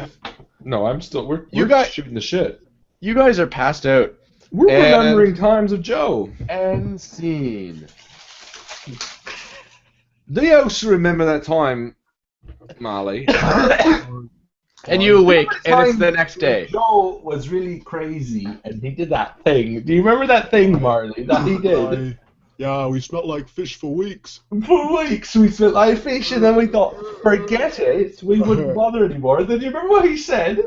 Yeah, like it was yesterday. Like it was yesterday, is what he said. And then I remember it really well, too. It's quite good times with that. So, hey, cheers to Joe. I'll drink myself. And you hear, and you realize you two have been drinking literally all night, and now it's daylight, and you exit the bar Right. to see the sun rising, and you're still quite inebriated, both of you. Oh no, it's not like it's the first time that we've woken up and ready to fight for the first time, Marley. Yeah, it's not the first time. Can I do a stamina roll to see if I'm fine? Yeah. Can I too? Yeah. Perfect. All right, stamina rolls. All right, Harlan and 18. Justin. 18. How'd I do? You did fine. You're the type of what's the word I'm looking for? You're a fellow with such a thick body. You're so muscular and massive. You're a fatty. You know, the whole 2 bottles of rum that you drank from the bar that very night, they went through you like a nice glass of water. Basically. I gave you that for your birthday. I liked it. You did. I liked it. Oh. I'm still drinking it. That's the Kraken. Shout out to all those drinking. Unleash the Kraken. Shout out to all those drinking. Everybody drink. By the way, I'm drinking Hobgoblin right now. Oh, by the way, I finished mine like an hour ago. Okay, well, Harlan. as you know, Hobgoblin, one of my favorite brews. Honestly, great with dark chocolate. Brewed in old Oxfordshire. Okay, Harlan, you exit, or Seamus, you exit the dead shrimp, and sure enough, you are drunk as a skunk. I rolled a 9. But I'm going to argue that since I'm Irish and I'm charismatic, that this is actually my regular state of being. That's okay. I'm just saying that you're definitely If anything, not this would be a sober. plus to drunk. Oh, I do want to reach down and I want to grab a black pebble from the road and stick it in my mouth.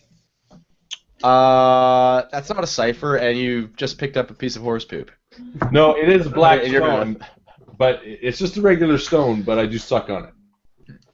Okay. Years in 2 billion years, it might prove to be a okay. cipher. Okay. So, as you both exit the dead shrimp, and the early morning fog is separating as the sun peers through, and it's a beautiful day, and Nathaniel, as you exit the Moonstar Hotel, feeling quite happy, I would say. No, honestly, you don't do anything. You're I just cuddle it all like night because we're not married, so that wouldn't be right. you've got this permanent smile on your face. You Oh, just can't definitely. do Yeah, anything with about my love. it. There's Yes, a dog Harlan. licking its crotch in my background right now. Oh, Yeah, that's you so got it. funny. Much like my love Melody, she can Okay. be very flexible. As you look to your left down to the harbor, you see, sure enough, the one of the most prestigious naval ships you have ever seen in your life, and you know it's a naval ship, pull into harbor, dock right next to the Rosewood, which you don't know it's the Rosewood yet, other than it has rosewood paint on the side of it, and you hear trumpets blaring as, sure enough, the Navy officiants have arrived, just as stated to you yesterday afternoon by the private. So it's pretty obvious that this is a real thing. Interesting. Okay. So I walk right up to the men who I can speak to. Okay. So do you all go down? Yeah, we all go down together. Okay, Yeah, absolutely. Try to straighten my hair a bit. Yeah. So Nathaniel, you see Seamus and Marley walking by, and you say, "Morning, gents," and you're all pip and happy, and obviously Seamus is drunk but still in a good mood, and Marley looks like he's had a well rested night, even though they've been up drinking all night. So you get down to the harbor, and there you arrive at the end of the pier, and sure enough, there's a line of privates, of officers, and the captain right at the end, and he's wearing one of those silly white hat hair pieces things, and he says, "Are these the three?" And I shout out, "At ease, soldier!" and you hear a private next to the captain, not a private, but he's second in command, say, "Watch what you say there, sir. You're talking to the captain of the Navy." And the captain turns and says, No, it's all right. I'm here to thank these gentlemen," and he's making it all very in front of everybody. "I'm here to thank these gentlemen for their efforts in helping us to bring to justice Lucas Cranky Cunningham." And there's like kind of like a, and then you hear off in the distance there's like a bunch of guys that go, "Boo!" And the privates don't think much of your burp, but in any case, so he walks up and he says to you three gentlemen, I award you each 50 pounds of gold for your efforts, and thank you very much." And there's like a big kind of display and whatever. There are 4 of us. "There were 4 of you? Well, where's the final one?" says the captain. He's resting. We'll take his share to him now. Promise. "That is not the way the Navy works, sir. I will give out the reward. Please." And I lean into the colonel or whatever and I say, listen, mate, he died last night. My friend Marley here doesn't know yet. If you don't give him the money, he's going to be very upset. And look at the size of him. He's going to start shouting all obscenities, messing up your nice little production here. So best be, just give him our share, or give your share, give the share you're going to give to him to us, and we'll make sure he gets it.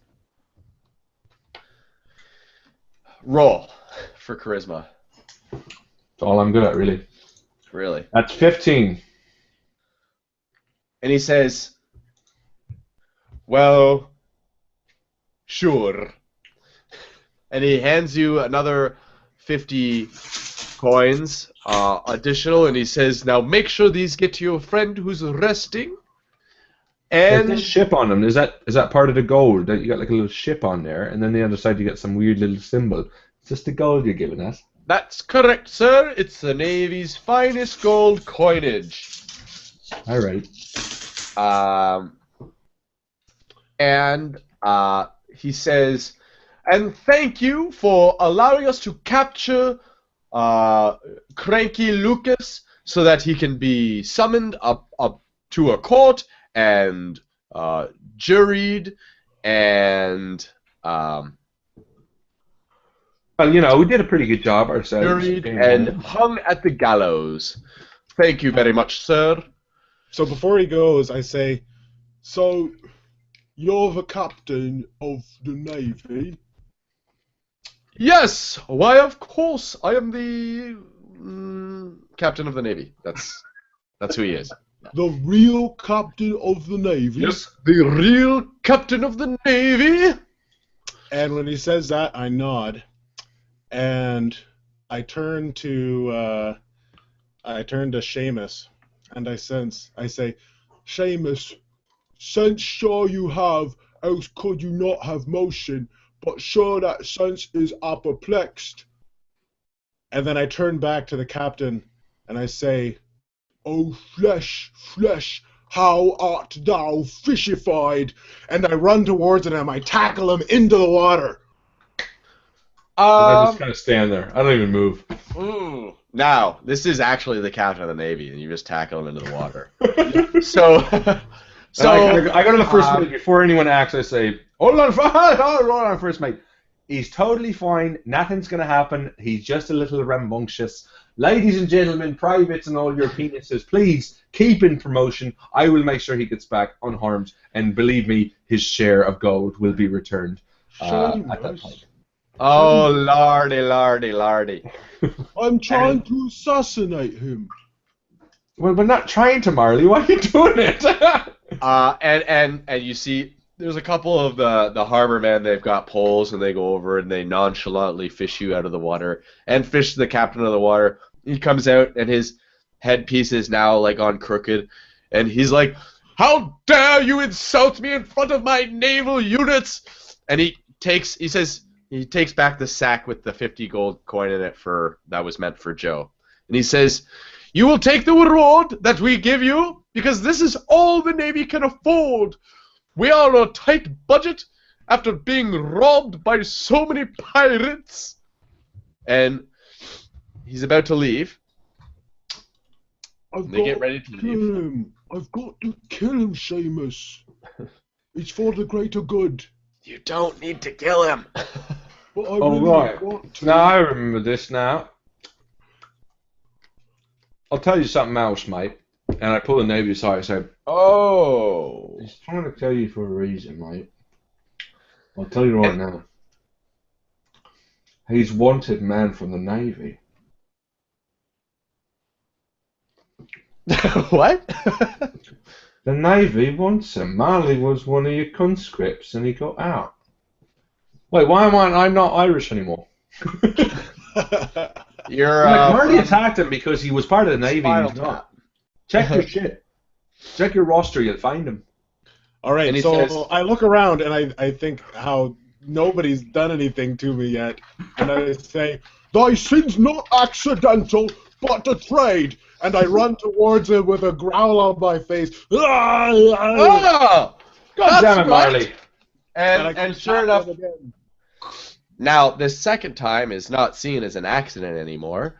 And so the officers who are standing by, they raise their loaded muskets and fire at Marley. Jesus fucking Christ. Nearly missing Seamus and Nathaniel. And I hit the deck. Oh. Can I roll? Yep, roll a defense. And if Mike wasn't muted, I'm sure he would hit the deck too. Roll a dexterity to see if you dodge it. What's Nathaniel doing? Well, actually, can I give him a bonus to dodge? Because what I was going to say was I was going to try to sweep his legs so that it trips him on his way. Sure. So maybe just let him try to dodge, but maybe give him like a +2 bonus or something. Sure. Now, but my problem is that we've got multiple group of men firing at him. So he can dodge, but let's see your roll there, Justin. What is it, 19? 20. So you got a 20? And then like a +2 if I can assist him or something like that. All right. Don't assist them! So because there is, up to there's a whole slew of guards, right?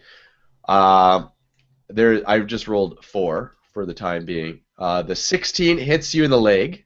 Okay. Even though you dodged, you managed to dodge at least 3 of them. The 16 hits you in the leg, the lower leg, and you're now lying on the ground, bleeding from your lower leg.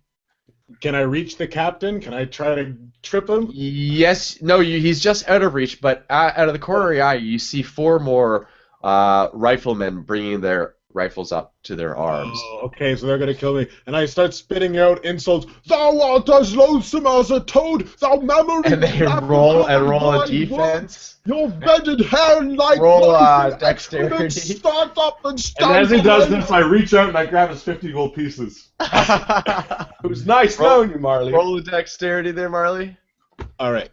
I'm on the ground. I don't know if that would really Yeah, help. you're going to try and roll. I mean, this is going to hinder you, but... I rolled a 3. So you try and roll out of the way out of 4 heavily armed musket men, and they roll an 18 and a 17, a 3 and a 1. They basically... One of them shot his friend. They blow 2 chunks of lead through your chest, about this big each. Oh my god. Causing massive deterioration of the flesh on entry, and even more massive deterioration of the flesh on exit. You basically lose your heart and liver all at once. So you die in a flailing mass of blood. Stabbed with a white wench's black eye, run through the ear with a love song. The very pin of thy heart, cleft with the blind, thou boy's butt. Meanwhile, the naval medic runs up and he's saying, I can't believe he got that many words out of him. There's so many holes in him. This is unbelievable. Marley, my brother. I run over to his corpse and I throw my body on him and I say, oh, I loved you. And as I do, I take his 120 gold pieces as well. Oh, I loved you, you bastard. You. So, bye, Justin. Bye, Justin. Great performance. Great performance. Jesus, more people are dying in the pirate RPG than they die in the end of the world. I know, right? What's with this? So, I ain't giving up. I ain't giving up ever. All right, here we go. So, okay. Nathaniel, we got this shite. Now, as you get up, and the naval captain says, will there be any more attacks on my life? No. And I'm sobered up by now watching my friend die. Absolutely not, Captain. As you saw, I tried to trip him so that it would stop him and prevent him from getting to you. I did my best, sir. It's all I had in me at the moment, and forgive me, sir, for not being able to think a little more forwardly and stop him completely. I would have killed him myself had I had the chance, other than the fact that, as you saw, he was a very sweet man with a lot to say, more so than normally any of us have. And so the captain says, look, that's all right. Not a problem. Now, we have important business to attend to.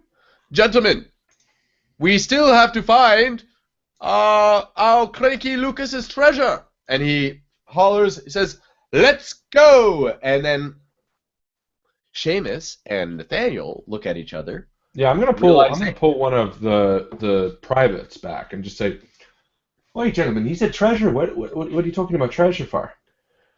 And the private says, well, you see, sir, we managed to catch Cranky Lucas, but we didn't find his treasure. All of his pirates, his ship was empty, absolutely empty. We went from top to bottom. In fact, we caught 2 ships, including the merchant ship that you guys got theft on, and there was no treasure on that one either. So he must have stashed it somewhere. I understand, but where are you looking? What hints do you have? Well, we don't have any hints right now, but we're going to start by just inquiring among all the islands. Interesting. Yes. Ooh. It's rather a pain in my arse, but at least it will give me another paycheck for the next 6 months. So I head over to Nathaniel and I say, Nathaniel, it looks like they're still looking for Cranky's treasure. You're looking to make Melody happy, and frankly, without the other 2 friends, I'm not that keen on you. I wouldn't mind starting a new life. So I wouldn't mind finding that treasure for ourselves. Oh, absolutely, Seamus. I agree with you 100%, and that's why I was trying to track down the captain and let him know that I'd be willing to tag along if he'd be willing to take us. Well, I think we can hire our own ship. Problem is, if we find it with them, who do you think is going to want to split the treasure? True enough. I hear what you're saying, and now that I'm rationalizing, that both of us know the sea more than well enough that Listen here, Nathaniel. yeah, Seamus, I'm in. Good. All right, I got an idea. First off, I think you need to upgrade yourself from Dick Swabber to something a little more prestigious of your title. Is that Dick Swabber? Well, he's got Dick Swabber. Dick Swabber. Well, there's nothing wrong with a Dick Swabber neither, but I don't like this Dick. I think I'll swap it for another one. Well, what I'm saying is I think it needs to be something a little more befitting of our new title. For instance, we're taking on the world. I'm going towards captain. So, what we first need to find out is if there's anyone in town, like those 8 pirates. There were 4 that got away, no? There were 4 that got away last night? 3. 3. Unfortunately, I was snuggling my love and having a nice moment with my beautiful, lovely Melody. That's fine. I wasn't in with all of the rest of you, other than to save your little heinies. So here's what I'm going to do. Let's track down those 3 pirates, interrogate them, see if they know where Captain Wood kept his treasure. Captain Cranky Lucas. And in the meantime, absolutely, right behind you, Seamus. Perfect. So we're going to head back to the shrimp devil, and I'm going to go right shrimp. up to dead shrimp, and I'm going to go straight to the bartender. Bartender. Derek. In as many days, we've lost 2 of our good friends. I'm looking right now for information. There were 3 men in here last night that survived the ambush between ourselves and them. Do you know where they keep?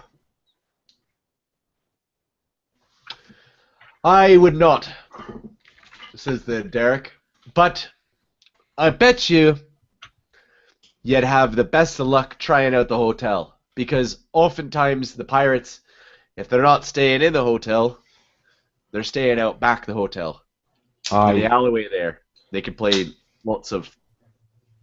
No, I think I know exactly who you're talking about. And I kind of wink at the bartender and I turn to Nathaniel.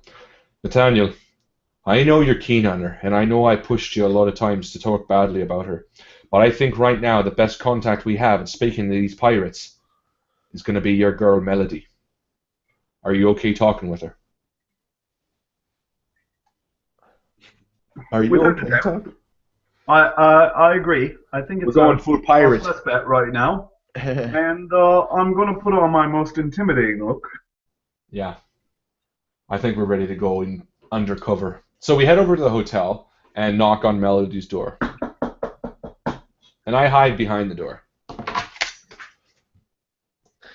And Melody comes out and she says, "Oh, Nathaniel, have you got more money now? Can we go away? Can we go on a honeymoon? Can we get a place? Can we fall in love? Can we do this? Can we do that? Say something, Nathaniel." Absolutely, my love. First of all, I thought we were in love, as we had a beautiful moment last night. Just the 2 of us cuddling. Of course, no coitus, because we're not married yet. But of course, I need a favor, and if you would have a moment to listen, my friend, to my best mate Seamus, and please answer him truthfully, knowing that it's for the best for us to make our way and have a beautiful life together.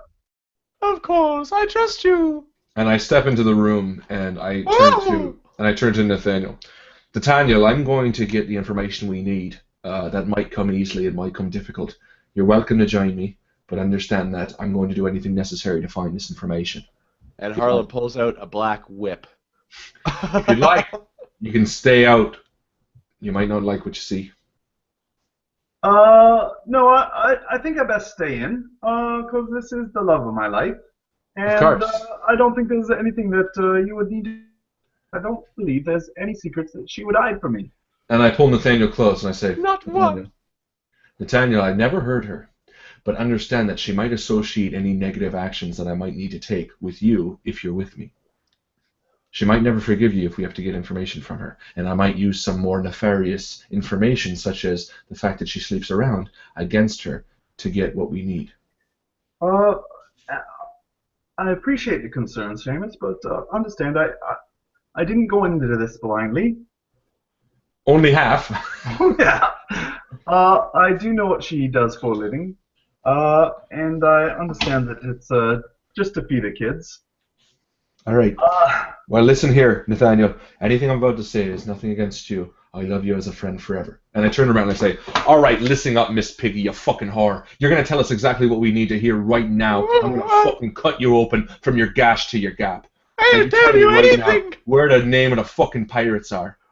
I'll tell you anything. Nathaniel, how can you be around such crude figures? I turn to Nathaniel and I say, I kind of told you this might happen, but that's okay. What's the name of the pirates? We need to know the most strongly connected pirate. Shut up! Okay. We need to know the most Now strongly look. connected pirate.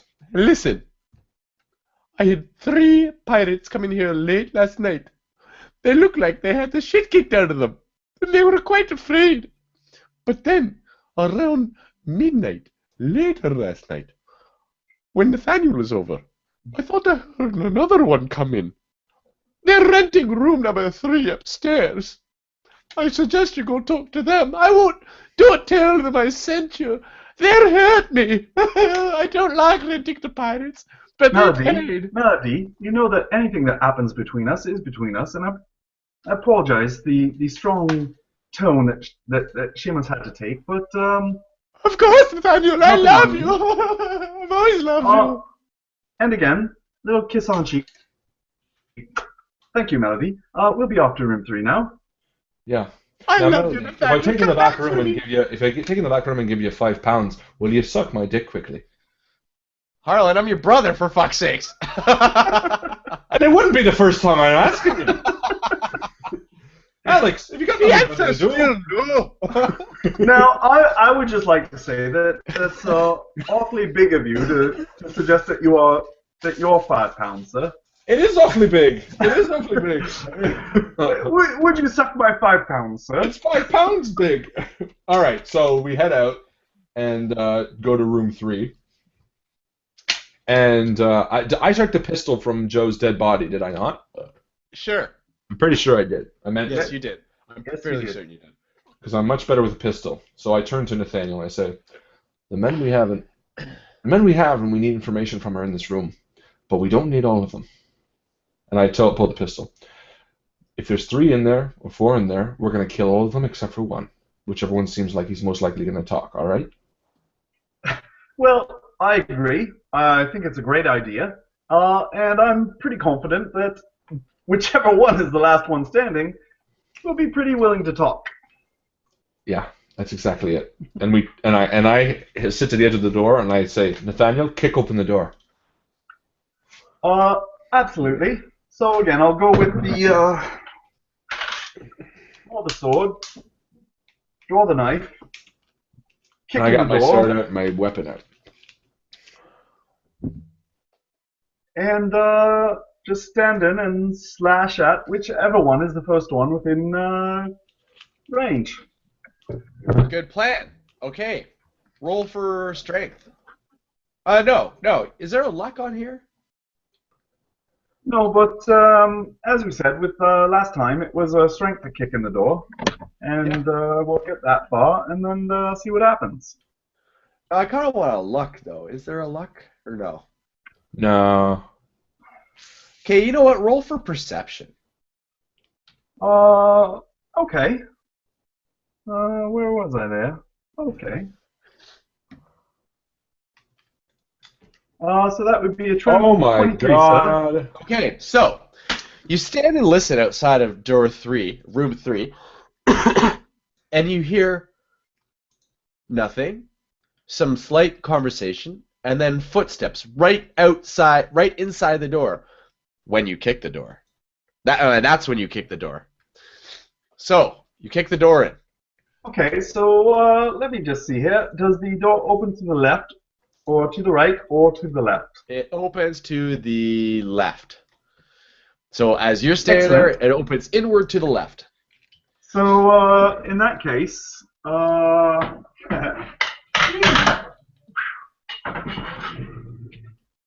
Mike's drunk.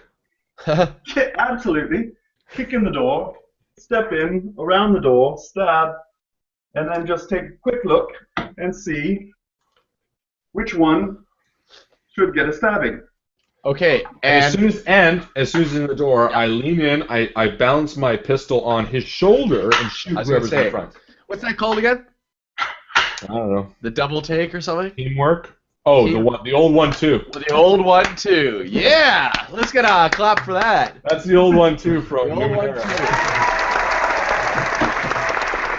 Let's see how it works. So you rolled a perfect perception. Roll a melee, Mike. Harlan, roll a firearms. Okay. Well, I didn't do so well in the melee. I got a 5.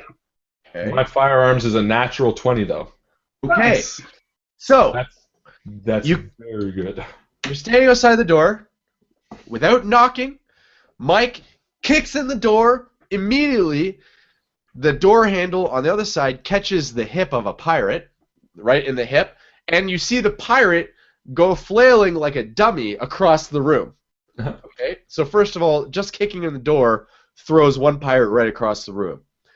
You step in, swing both blades, but miss, and nobody's in your range. Harlan leans it over the shoulder and takes off the head. Clean off with his pistol. And there's just a neck and a guy holding a deck of cards as he falls back. Oh, fuck, I lost my headphones. Hold on. Hold on. Okay, sorry. And he unplugged. holding a deck of cards, and he goes totally limp, and his body falls backwards. Meanwhile, there's 4 pirates in the room. The one pirate's headless. The other one's disabled on the other side of the room. The other 2 stand up. One draws a sword. The other draws a pistol. I go for the one with the pistol first with my sword. He draws. Mike can act first. So Oh yeah, that's right. Yeah. he draws first. The guy with the pistol. Now, is he in range? He is in range. It's very close, but he rolled a 16 with nothing, no benefits. Now, would a dodge See help? how- Yes. Roll a dodge. He's going for. Well, who's he aiming for? You tell me. You usually roll a die. Yeah, why don't you roll 1d4, 1 to 2 me, 3 to 4 Armin, Okay.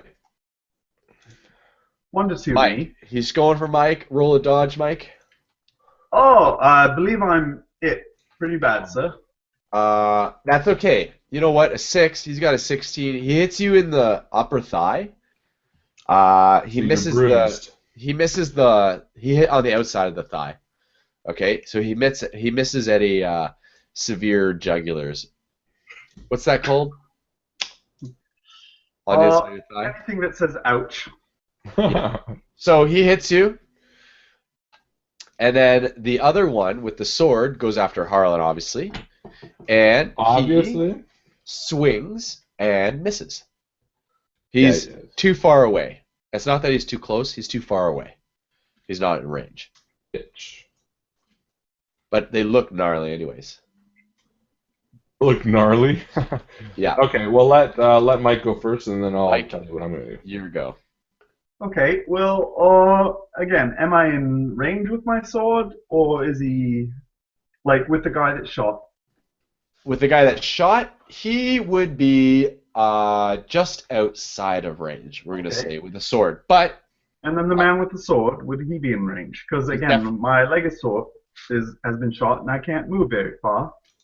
he's So, definitely not in range. So the way that this works is that the guy that shot you was sitting at the table with the other guy playing cards, and he shot your leg. Meanwhile, the other guy was in the corner grooming his beard, and he turned around and swung at Harlan. But but he is in with range because No, he's closer to Harlan on the. So if the door opened like this, he's on the other side.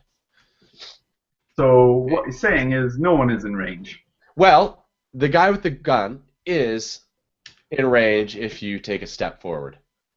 So Okay, well maybe yes, what I will think do that's then fair.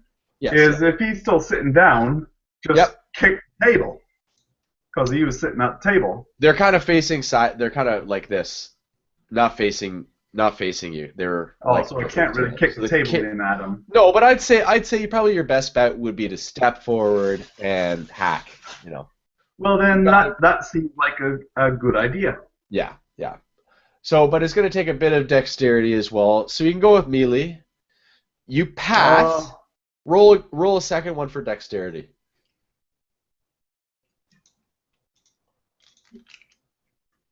Okay. And that would be So, an 11. So 11 and 11. Oh, no, 11 and a 12 and 11. So you do hit him. You manage to get close enough in range, and you basically cut with your katana, your sword, his firing arm. Sorry, katana. You cut his firing arm, his right arm, the one he shoots with, enough that it impedes his aim.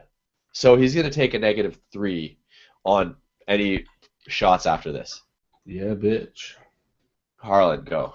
I'm going to draw my sword, step forward, and stab him because I'm pretty sure in those days they did not have repeating pistols. That's correct. So I'm going to step forward and I'm going to stab him in the fucking gut. Okay. I still want one alive, right? There would still be one alive after this. Yeah, hopefully. Yep. Well, I could see how many are in the room. Yeah, there's two. Well, one's basically knocked out. He's in the corner, like, gasping for air. Roll a die. You're going for the one that's grooming his beard? And that swiped but missed, right? Yeah. Well, bam. 9, 10. He rolls a 5. 10. So, and he's got no attributes to that. So, you swipe, again, you don't do severe damage. You stab like this, straight on.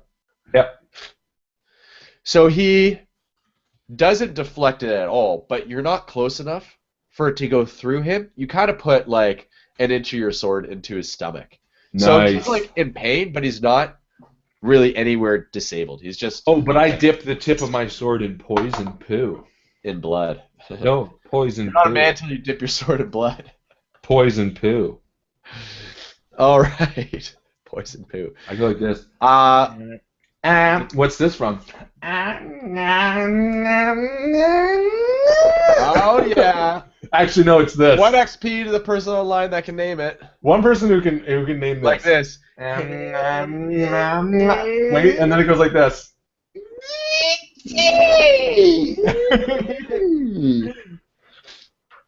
1 XP to the person online that can name it. 1 XP if you can name that. I'll start a new post that says, "Can you name this?" So you just comment underneath that. Yeah. All right, your turn. So the guy who's knocked out starts to get up. He's got a sword, but he's definitely out of range. The guy that had the pistol shoots. We're going to give him a -3. He's shooting again at Mike. He's a 2. He totally misses. It hits the wall. Good. And the guy that's grooming his beard, he takes a swipe at you, Harlan. 17. Okay, hold on though, because I got dodge, Yeah, roll a dodge. and my dodge is +3. 16, 17, 18, 19 to dodge. Okay, so we'll just call that an even. He misses. Go. Yeah. Mike. Mikey, it's your turn. Okay, well, I guess at this point, because he's got his pistol out as he took a second shot. Don't forget the guy that was And that was Evan Jones got our Evil Dead reference, by the way. nice. So well done. Hold on, let me cue up that. There you go. So well done, Evan. That is, of course, the very memorable scene in Evil Dead where was it Linda? I can't remember where she She weirdly licks the blood, and then I always remember watching this as a kid because she's holding it like this, which is perfect, or even like this, which would be great for stabbing, but she goes like this, which is such a weird. But I think it's for continuity, because I'm pretty sure it's continuity because they probably shot it out of sequence, and behind she probably stabbed it like this, and she knew that she couldn't do this, so she's holding like this. So I don't know. Yeah, maybe. I'll put it on the stream, but sorry, continue. Well done, Evan. All right. Well, I guess I just cut his arm. Okay. Almost knocked over my rum bottle. So again, as I come through, work to cut the back of his hand, so he drops the pistol. Okay. Roll. So that would be a 15. Yeah.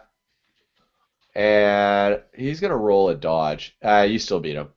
He's a 10, but he drops the weapon. He drops the pistol. He's got a big gash on the back of his hand. And then again, as I swing through, right? Because I did a cut and a cut, and then I'd be able to just put the sword right at his throat. At his throat? Yeah. Not stabbing. Roll for an intimidate. Forward. That it would be there. Do you have any intimidation? I do not. But, roll for...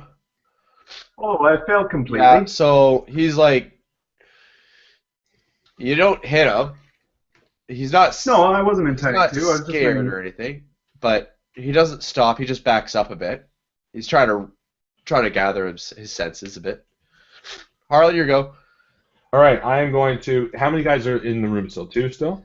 Yeah, there's the guy that was unconscious. He doesn't got any... Oh, wait, has he got a sword? Yes. Yes, you said the man that was unconscious. Yeah, okay. Has a sword. The guy that had a gun doesn't have a gun anymore. He's hurt. Okay. And then there's the guy that you stabbed in the stomach about an inch. So I'm going to pull my sword out of the guy who stabbed in the stomach. You don't even have to. It wasn't in far enough. Yeah, I'm going to...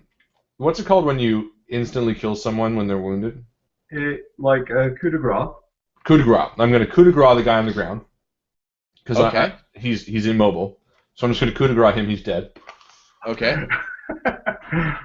Well, yeah, I'm going to totally coup de grace all 3 of them. No, but he can't do anything. He can't dodge. He's I know, I was just kidding. No, Mycl.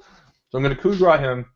That was the guy that... Remind me what happened again? Oh, well, you shot one guy in the head, and Mike knocked a guy to the ground, which is standing now with a sword. So who did you coup de grace? I don't know. You told me. You're the GM. You tell me who's in the room. Well, there's a guy across... Stabbed in the stomach. Yeah. Because he would be like, oh... You said one guy was unconscious. No, but I told you he got up and he's got a sword. He's across the room. Oh, okay. He's like on the other side of the room. You don't have to worry about him. He's not close range right now. Okay. The guy with... You know what I'm going to do then? Okay, forget this. Instead, the guy that I kind of just sort of stabbed, I'm just going to run my sword right through him. Okay. Because I don't even have to really... I already have it in him. I'm just going to push it right through and up through his neck. I'm going to call that a strength. Strength? Yep. Okay. Let's try it. Ooh, -1 to strength. I am not very strong. Oh, but 18, so I'm okay with that. You run him through. He's living, but he's incapacitated. He's on the floor looking at his wound bleeding out. You hit his appendix, so he's going to die. But you don't know that. Well, you know what? I want to talk to him, but okay, no, you can do the rest. Mike, the guy who got up and has a sword, leaps over the bed and attacks you. I'm going to roll for him. He trips on the corner of the bed and falls on his own sword. So he's dead. Lucky. And the guy that has no gun, because you cut it out of his hand, is standing there. Harlan? Yeah. Say something and roll a charisma. Charisma. Because I'm trying to get the information from them, No, right? roll a manipulation. Okay, perfect, because manipulation I'm just as good at. So I put my sword down, stick it in the ground next to him, and I lean down on it and I say, listen, here, lad, we're going to kill you unless you tell us what we need to know. And we're after the treasure for Lucas's treasure, Cranky Lucas. You tell us where it is, and maybe we'll let you go. But you tell us right now, and I will roll.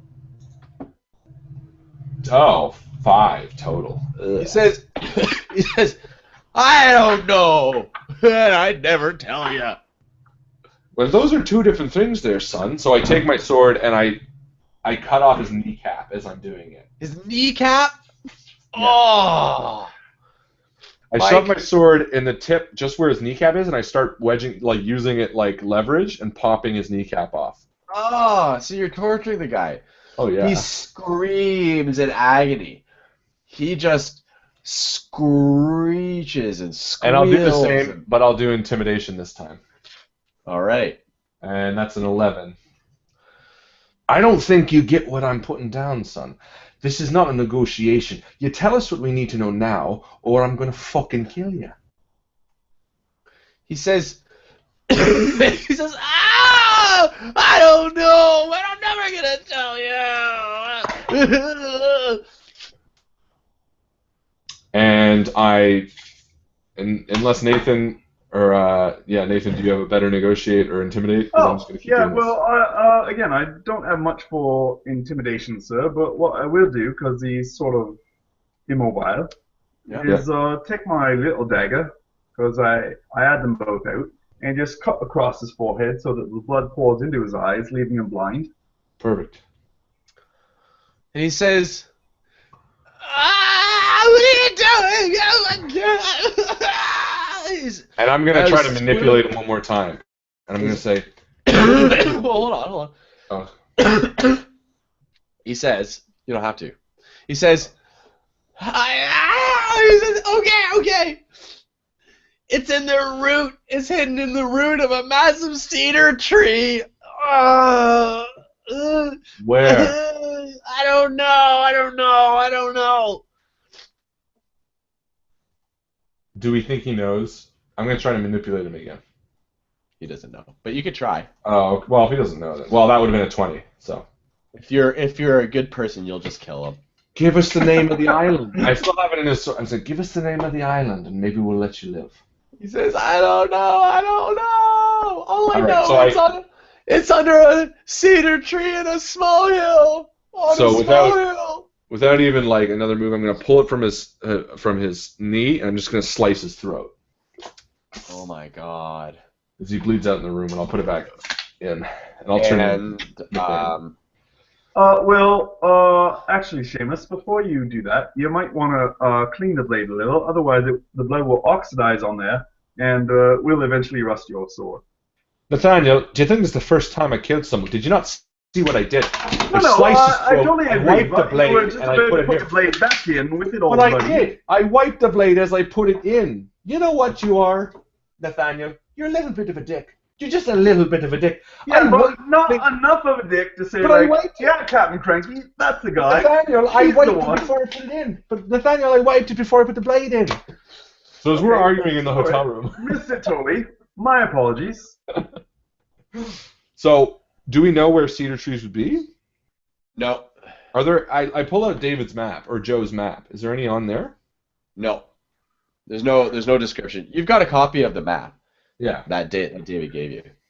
Again, I don't have much in the way, but I don't know if maybe I could use navigation. Maybe I know that's more for ships and such, but having been through navigation, would I know where we've passed islands with cedars and such?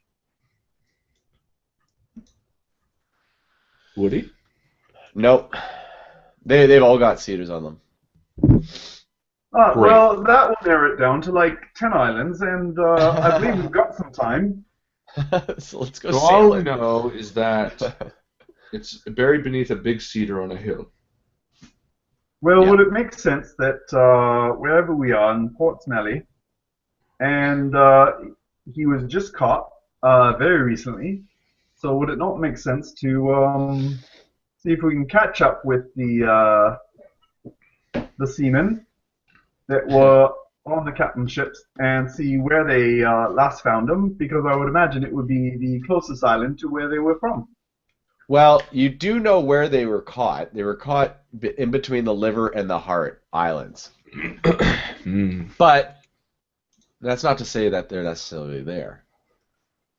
No, but it would make sense that he ditched it as quickly as possible, seeing as the Royal Navy was coming at him. So again, much like shoving drugs down the toilet and flushing them, you just want to kind of get away with it as quickly as possible. So I know it's a bit of a leap of faith, but perhaps maybe he just ditched it on the island closest to him. Well, as we're discussing this, I'm going to check the bodies. I'm going to check all 4 of the bodies to see if they have anything on them. It's not a bad idea. And I'm going to reload my pistol. So you find on the one a pistol that you dropped, and one ammunition. I can shoot multiple times by pulling out multiple pistols. You see on another one a scrap of paper. Okay. And on the scrap of paper,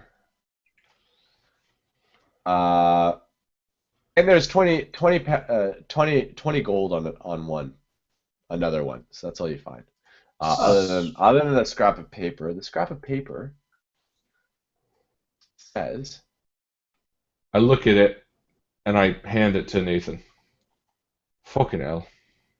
All right. Well, do I recognize any of it?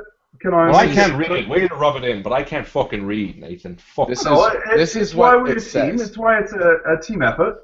Don't be rude, you fuck. And fortunately, I have a -1 in academics, so and nothing in linguistics. You might want to ask. You can ask Facebook friends to help us out here. Yeah, Oh, yeah? That sounds lovely. So maybe like 5 XP to the first person that lets us know what the island Cabareza Redonda. But no cheating.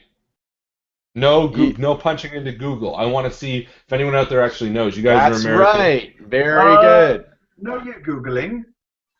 Just straight up translating. Let me speak it out for you. Isla de la Cabeza Redonda. Redonda, I would assume, is like round or something. Redonda. So we're looking for Roundhead. Round head. Isn't that what it's called? Round head? Yeah, we have one island that's called Roundhead. So you know what? Maybe we just figured it out. Cabeza Redonda could be round head. I like that one. Again, I'm willing to wait for any of our Facebook friends to see if they agree, but as it is, I'm thinking Roundhead is the island we go to. There it is for our Facebook friends. Beautiful. Round head. I'm digging it. Aisha is saying that. Aisha, I believe, was the first one to say Island of the Head. Although technically, we solved it, though. Yeah, but is that just a matter of timing? Because, it takes a little bit of time for it to get up into the interweb space and back to it. And then you find... Oh, fuck. Of course I did that.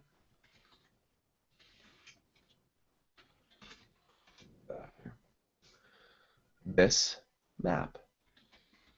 So, also as it stands, I believe I would give it to Gabe Bruce, because he did say the Roundhead, and Aisha only said the head of I don't know. Okay. So Roundhead, Gabe. So Gabe, that goes to you. Well done, buddy.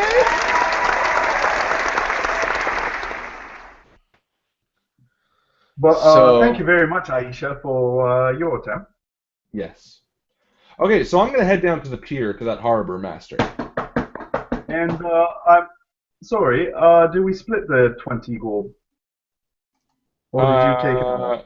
I will give you 10 of it, yes. But you don't know I took the money from Marley. But No, that I do not know, but I'd be going in, as you're going to talk to the pier master, I'd be going to Melody and letting you know that already things are looking better. And a couple, like 5 at least, because I don't know if I need to bribe anyone along the way. Very true. So I'm going to go down to the harbor master. Good night. Hello. What do you want? Ah, good afternoon. What's your name, good sir? Oh, the name's John. Why? John, I need to ask you about something. My friend and I are looking to procure a ship and a small crew to take a leave of absence from this here place, and we are looking to do it at a reasonable sum, without having to buy our. How much you got? Well, that is a matter of discussion because it depends on what we're looking Well, to do. if you tell me how much you got, I'll tell you what you can do. Well, I have 50 gold pieces. 50, eh? Well, I know 600 buys a ship, so that should be more than enough to procure one for a few days. Well, you make a good point. I'll tell you what. I don't have any ships, and I don't even sell ships. You'd have to go down to the shipyard for ships. But I know of a captain who's up at either the Dead Shrimp or he's praying. His name is Splintered Pete. If you ask him and tell him you got 50 gold coins on you, he'll probably take you on his ship, the Rosewood. It's right there in the harbor. Very nice. All right. Where are you going to? Because I tell you, he's not going across the ocean. We're talking local here. Well, we're going across the ocean, so hopefully you can help us. But thank you for the information, and I leave. And I catch Nathaniel as he's walking back from Melody's. Nathaniel, I talked to the harbour master. Looks like there's a man named Splintered Pete that might be at the church or the Dead Shrimp. Which one do you want to take? I'll take the other. Well, all right then. I guess I'll pop here and head towards the church. All right. So he'll take the church. I'll take the bar, and we'll split paths. And Alex, you can just tell whichever one is actually has him. Okay. So, actually, Nathaniel walks into the church, and there's an archbishop, and he's got a young boy near the front, and they're nothing out of character there. They're normal. Pretty normal. They're just about to leave the room at the back entrance there, and no fun there, I assume. Mycl steps in, and it's like, quiet and tall and dark.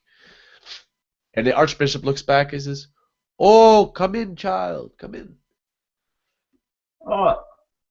Good sir. My apologies for breaking up your day. I was wondering if you've heard of someone named Splintered Pete. I'm in need of a service, and it's only he that can help me pursue my course of true love.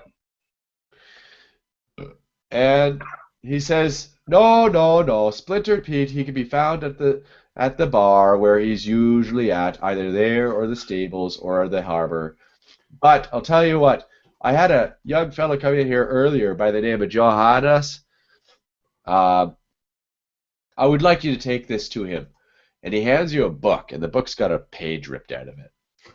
He says, clearly the boy wanted this, and he didn't know that he could take it, but it is a library, so he can take it with him. So I would like you to give it to him. And he hands you the book. Honestly, sir, it's a great honor. Great honor, sir. Great honor. Have yourself a wonderful day. Yes, say 3 Hail Marys and don't kill anybody else. Can't promise anything, sir, but I'll do my best. And then Seamus walks into the pub.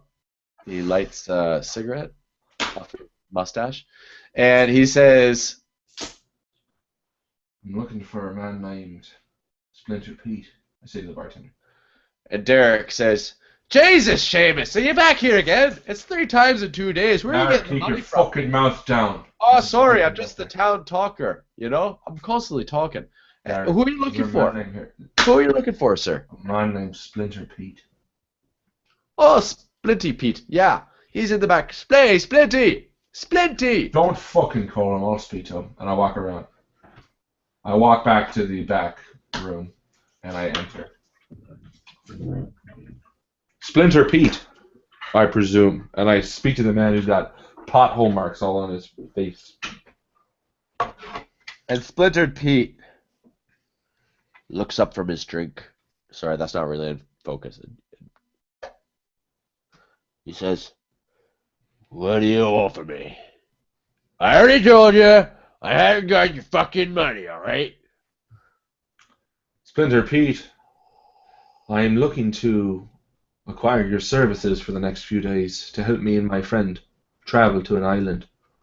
Look, I already told you, like I told Melanie, who's been sending all the fucking man whores up here. I'm not giving blowjobs. Listen here, Splinter Pete, I understand that you're looking for a bit of money, that you're in debt. What's it to you? I want to help out that debt and pay you 40 gold pieces. 40 gold pieces. Fuck right. that. 40 whole gold pieces. I said fuck that. I can sit out here drinking all of them now. Splinter Pete, you didn't let me finish. 40 gold pieces to hire your vessel, and 100 gold pieces upon its return, safe and sound with the cargo we need, for a total of 140 gold pieces. Well,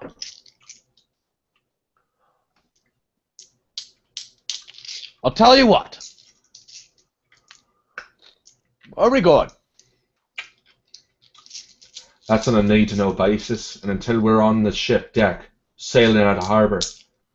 Well, I need to know how long I'll be gone, how much stuff we'll be taking. I'll tell you, you'll be back within the week. But part of the deal with giving 100 extra gold pieces for a total of 140 is that I only want your most trusted man. I'll tell you what there, boy. I'll give you my most trusted men, and I'll give you a week on my ship, which is the finest ship in the harbor. In fact, it's the only ship in the harbor. I'll do it for 200. No questions asked. Splinter Pete, I am afraid you got too big for your britches. I will give you 40 now and 60 upon return, and that's my final offer. Well, then you can just walk right out the door because I told you 200 and that's it. Then I will walk out the door. We're not traveling that far. I don't have anywhere else to go. So we leave. Or I leave. I walk out. All right. There's got to be another boat somewhere. You're out in the you're out in the street. You're kicking dirt, sucking on a black piece of horse shit. There's only one boat in the harbor. Waiting for Mike to come back from the cathedral. Okay. From the church. We're fine though. What island is this place on? You know already. No. The stinky, smelly cove. Oh, I'm sorry. Smelly. What's it called? Port Smeller. Is on. I'm glad you asked, actually, because I really haven't been able to use this, and I've got it. So it's on this lovely little island called Roundfish Land. Perfect. And you see here, there's Port Smeller. And you guys came in through the Bay of Kill and Killen's Inlet. Got it. I really drew a lot more than I needed to. That's okay. No! So I walk over to Nathaniel, and I say, all right, I spoke to Splinter Pete. He's a drunk off his arse. I offered him 140 gold pieces, and he got greedy, so I turned him down. But listen, I'm looking at these maps here, and I pull out the maps that we have. We paddled from Land Too Long to Roundfish Island in our little tinny boat with 15 people. I don't think it's going to be that difficult to paddle to Head Island. It's just about the same distance. So I say, fuck them. Fuck all these people. We take our little rowboat that we still have, and we fuck off this island. Yeah, I'm with you 100%, Seamus. I don't think we need any Splinter Pete. And as a result, me going to the chapel with the bishop and Islet One, I left before anything untoward happened that I would have to witness, and I got us this book, sir. And what's the book say? I don't read. Yeah, well, never been really a strong point of me either. But well, we really could use Joe right now, can't we? Too bad he went and fucking died.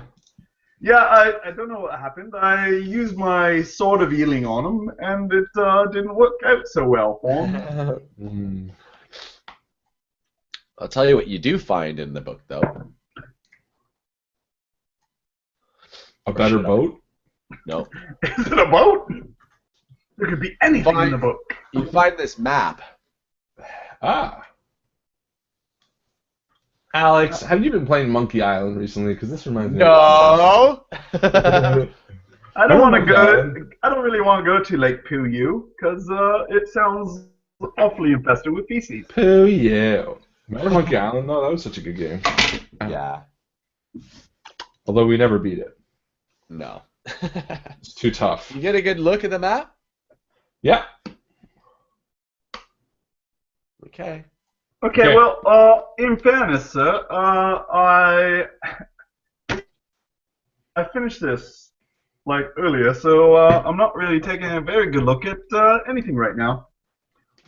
So let's just assume that, yeah, I know exactly what's going on. All right, I'm gonna head down to the boat. Bless you. I know. I'm gonna go to the bartender. I'm gonna give him a gold coin for some salted beef, some water, and some bread, as well as some apples and provisions. I'm gonna put them in a backpack. I'm gonna leave him another gold coin as a tip, and then I'm gonna head down to the paddle boat. I'm going to make sure it's stocked up, that it's got its legally required bailing bucket. I'm gonna push Nathaniel in it. Extra paddle, extra life jacket. Yep. A bailing bucket and a flare gun, legally required. All right. And we're gonna push off because fuck Splinter Pete, greedy asshole. So you push off, and here you are rowing. Are you taking turns, or are you both rowing together? We're rowing together. They're twice as we fast. go together. Okay. You got to synchronize. Yeah. So you're here where my mouse is, and you start coming out Bay of Kill, and you're passing ships as they are out here, you know, docked. Oh, perfect. We flagged down another ship. You don't Hey, see. not Splinter Pete. They're small boats. That's As fine. you get out here, you start not seeing any small boat. You know, in the same size boat you are. You Yeah. start not seeing any. You know, you start getting out towards Killen's Inlet, And then we and switch to my screen. out towards the point. But as you're heading out towards the point, keep an eye on my screen here. Yeah. You look out at High Island here, and suddenly you see another boat, and it's a couple gentlemen, sort of like you, in a boat, and they're fishing.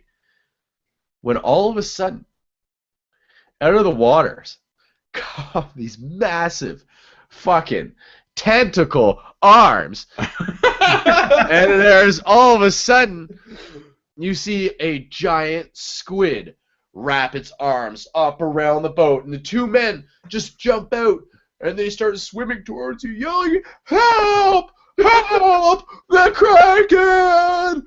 as the boat goes down, as if it was a piece of paper in water. Like It's like there one of my was biggest nothing. fears. I know, right? Yeah. So the two guys get close to your boat, and they're saying, "Help! Help! The Kraken took down our ship!" So the Kraken's just mad because they're fishing. So we just keep going on. Yeah, well, that's what I was going to say. I'll take out my pistol and shoot one of them Yeah. and give the Kraken a little something, little nibble, little bit to eat. And, You don't think that maybe you just need a bigger boat? No, look. It was $50. He asked for $200. Fuck that guy. Up his asshole. 140 versus 200. Wait a minute. Sorry, you're right. We turn around and go back to shore very quickly. And I turn to Nathaniel and I say, Nathaniel, Wait, we were So thinking you that- shot one guy? oh, yeah, well, again, like, Roll in for the spirit dexterity. of your honest, Don't bother. I want to put him out of his misery, It's a so that he day can of deal sex. with it. Not gonna let us move. But I got an idea. Nathaniel, we didn't think this through. We don't need fucking Captain Spaulding to use his boat. So He's gonna go around this, and so we're gonna go back to shore. We're gonna get out. You know what? No, and I'm gonna go on his boat. Is there anyone on his boat? The Rosewood. You know what? I'll do what you want even better. Okay, because it's 10 to 11, And we're a complete idiot. and Harlan can't fucking take 200. So I lose all my money. It's 600 for a boat to buy. Boat to rent. No. I asked how much is to buy a boat originally. You said $600. You're telling me I meant 6,000. 1/3 of that is to rent a boat. That's like being like, hey, you can buy a brand new car for $10,000, or you can borrow mine for a week for $10,000 or for $5,000. Okay. Fair enough. Well, Fair enough. As you help the two gentlemen onto your boat, okay, because I assume you do. Yes. No. No, you shoot them? I won't shoot them. I would just keep going. Yeah, well, I would shot one because all right, fine. Be suffering. So you and shoot one. I'm kind of suffering. Okay. You say fuck it. You start paddling again. Sure enough, out of nowhere comes the Rosewood, and over the side leans Captain fucking Shrapnel Face. What's his name again? Splinter. Splintered Pete. Splinter Pete. And he says, "Oh, looking like you might have a bit of a squid problem down there." Not really a problem for us, but Is he leaning over the side? I'm gonna shoot him. You're gonna be in serious trouble. You don't know how to. No, I won't shoot him. I'll wait till I get on the ship. And he says, "I'll tell you what. I've got some errands to run. I'll take that 140, and I'll get to you where you need to go." 100. See ya. Fuck him. I don't He's know. not sailing. Good. Honestly, Seamus, like, I think you're a great guy, but I don't know if you thought that through 100%. We're already out of the bay. A little bit. Like, I know I'm trying to get money and make a living for me and Melody, but Suddenly you hear from beneath the depths of the ocean, you hear...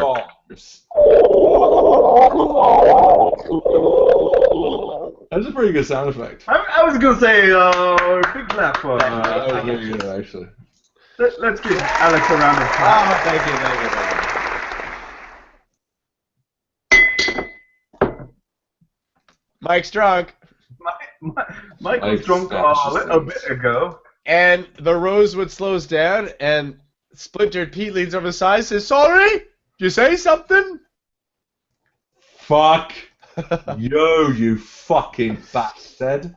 No, honestly, Splinter Pete, been a big fan for quite a while now. Shut up, Nathaniel. Love all your adventures. Read about them in the papers. And he lets you on the boat. And you hand him... Nothing. I'll give him the 40 like I agreed to. Here is the 40 I agreed to up front. Precisely. I'm not going to give him... I'm going to shoot this guy the minute I fucking get a chance. 40 you agreed to? Why am I doing this for you guys? Jeez. Because you're too nice, stupid, Pete. Okay, so then he takes you to where you want to go. And no, I want to tell him to bring us to Heel Island and leave us. Okay, so he brings you to Heel Island, and he says, "Here you go." And leave us your dinghy. Whoa, that's not in the... I want my $100 right now. Did we not tow our boat behind it? What? Alright, you decide, Nathaniel, because I'm just going to kill him anyway. Yeah, well, it would make sense that if we were in a boat, that we would tow it along with the boat that we were in right now, I would think. Yeah, we wouldn't just leave it, right? Yeah, no, because it's a boat and we pay for it, so it would be ours, so why would we leave it? So, the Kraken got his food. Yeah. So we're going to ask him to leave us at Heel Island and come back for us in one day. What? Why? Aren't we going to Roundhead? No! We're going to Heel Island with our boat. Right. Leave our boat at Heel Island, pick us up in one day, and you get the remainder of your money. He says, "Well, no. I want at least half of the money that you owe me right now. Another 50. You got 40. That was the tip. Give me another 50. The rule was... I take you to the destination, I bring you back. Fine, I give him another 50. Very good. Now that I'm done torturing you, Realistically, I should have negotiated all this because I could have got it down. No, I'm telling you, you wouldn't have. Do you know me? You That's wouldn't have so negotiated lame. anything. That's like the worst logic. No, a roll doesn't matter. I wouldn't have let you. I'm Pete. I'm not gonna take. Now All he's right, already fine. running errands, so he We drops get you off the a heel. boat. We get off the boat. And we leave our dinghy and they sail the fuck off. We get in our dinghy and paddle over to Head Island so they don't know where we're at. Right. Okay, well, and honestly, I have to apologize because I've noticed that I'm starting to do a little bit of drunk texting. And slurring. I'm actually slurring my texting. Slurring your texting. Yes. This is my favorite picture. This is my favorite picture so far. Yes. Harlan's USS. Fuck it. It's true. Pretty much. Yeah. So, Okay. where do you land? Show me. We're gonna land. Go back to that. Oh, sorry. I don't know. What do you think? North, south, east. So we got Lake Pooh, Door Lake, and the jungle. It's a big tree on a hill. So let's not do the jungle because there's no cedars in the jungle. Let's do Lake Pooh. You're gonna go here? Are those Yeah, hills? let's take a little bit of walk to Lake This Feces. is a mountain, and these are foothills. And Okay, these are foothills, and these are foothills. Yeah, but I don't see a large cedar on there. What we're looking for is a cedar. Is that not Yes. true? Yeah. Yes. So we'll land wherever is So best. basically, take a random guess. Which one? I'm this gonna one? say Lake Peepoo. Okay, so that's this one? Yeah. Okay. No. The one above Door Lake. So this one? Yeah. Okay. No. Yeah, well, let's weigh this on how Alex answers with his okay. yeah. We're gonna do the one in the jungle. Okay. Okay. That's the Yeah, that's the one we'll go for. So you hike through the jungle, you hike through the woods, you hike and hike and hike and hike.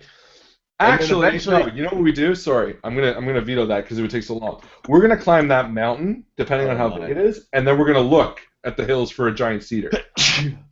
Bless you. Dude. Back it up. You hike and hike and hike and hike and hike and hike and hike until you come across this massive cedar tree. Da da da da.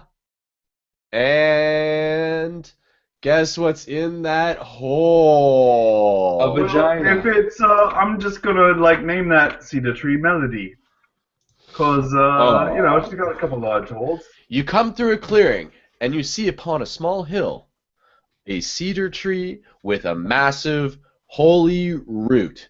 And inside the root, you reach in. I let Mike go in first. Yeah, well, no Okay. problem. That's awfully nice of you. That's awfully nice of you.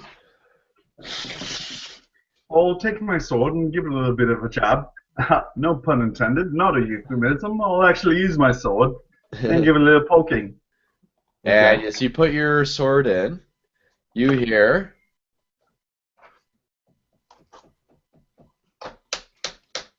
Oh. What's that? You say. What's that? Oh, a little Feels like bit something. Feels like something wooden. Yeah, well, that's what Melody says. But I'll give it a little reach in. And little reach see if around. I can give it a little tug You and feel, pull it over yonder. as you reach in, you feel wood, you feel iron, you feel a thick iron handle. Yeah, you give I'll it a give tug. that a little tug. Maybe Alright, a little, so you start couple to little tug. tugs. And Wait you till it's feel happy. you feel it shift, and it's quite heavy. You feel it move.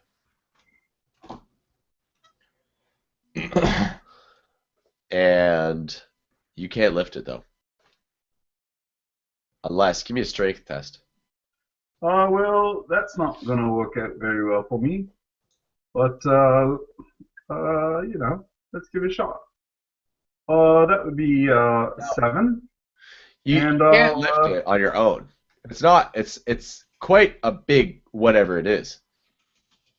You feel brass. You feel iron. You feel iron, and you feel wood. Not brass. Sorry. Harlan, you want to jump in here? I'm really toying with the idea of just. I can't do this on my own. I need a little bit of hand. I'm really toying with the idea of just shooting Mycl in the back of the head. If I was to be a true pirate, I think it would be really funny if he turned around, I just shot him in the back of the head and took it. But I don't think that would be true to my character, because I don't think he is a pirate. So I'm going to lean in. I'm going to help you out with it. And with all my might, I'm going to take the hilt to my sword. I'm going to smash it open, and we are going to look inside at the glorious riches. And you open up the treasure chest, and inside you see a big foam word that says "ha ha." And then I will be like, no! No, I'm kidding. I'm kidding. In real life, it's filled with gems and riches and more money than you could ever imagine to do with. You found Frankie Lucas's treasure. Then I'll be like, yeah! And we don't have to split it 4 ways. That's the best part. Fade out music. Fade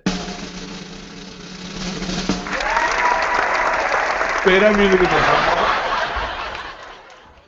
Okay, well, that was an adventure of a lifetime. So first, we're gonna do the initial thank yous quickly. Well, first off, we're gonna say great job to Alex. Oh yeah, thank you. That was Alex's first Invictus stream story, and pretty much his first role-playing game. We're just gonna go with ever because he never really did one. So Alex, not really. Well done. That was a lot of fun. I had a blast. Did you? Really? Yes, I really did, and I know Mike did too. I hope so. So no, really good job. Well done. No, very, very good. And you know what? I don't really care if you enjoy it. I don't care if Mike enjoyed it. I don't care if Dave or even Justin enjoyed it. But you know what I really care about? I care about if the community enjoyed it. The community. All right. Well, you guys let him know if you enjoyed it, because I'm sure you did. Let's hear it. They did. Listen to that. Oh man. Oh, but thank you guys, and thank you the community for watching. This is such a blast doing this every week. And actually, I'm going to get retrospective for a minute. This has been such a blast doing this all year. We started this in April. Started this in April. This little idea when we were going to start Dragon Age. Justin was like, "Hey, let's do it over Skype or stream or something." And I think we said, "Hey, why don't we try doing it over being recorded, and we'll record them on YouTube, and we'll see if anybody likes it." And that started in April, and now we have almost 200 people in our Facebook group. We have over 900 YouTube subscribers. Whoa! Yeah, that's right. It's a lot. And counting. And we have done, I think, 4 or 5 campaigns now, 4 or 5 stories for different rule systems. We've done almost 10 different types of rule systems. So from the bottom of my heart, as well as Chris and Justin, I speak on behalf of, and Michael's here, so he'll nod because he's muted. We want to thank you sincerely for joining us. To everybody, Jason Randall from the very beginning, Aisha, Bob, Hans, Yannick, Chris, Gabe was there way at the beginning too. Greg, there's a ton of people I'm totally forgetting. Mike, Mark, Matt, Evan.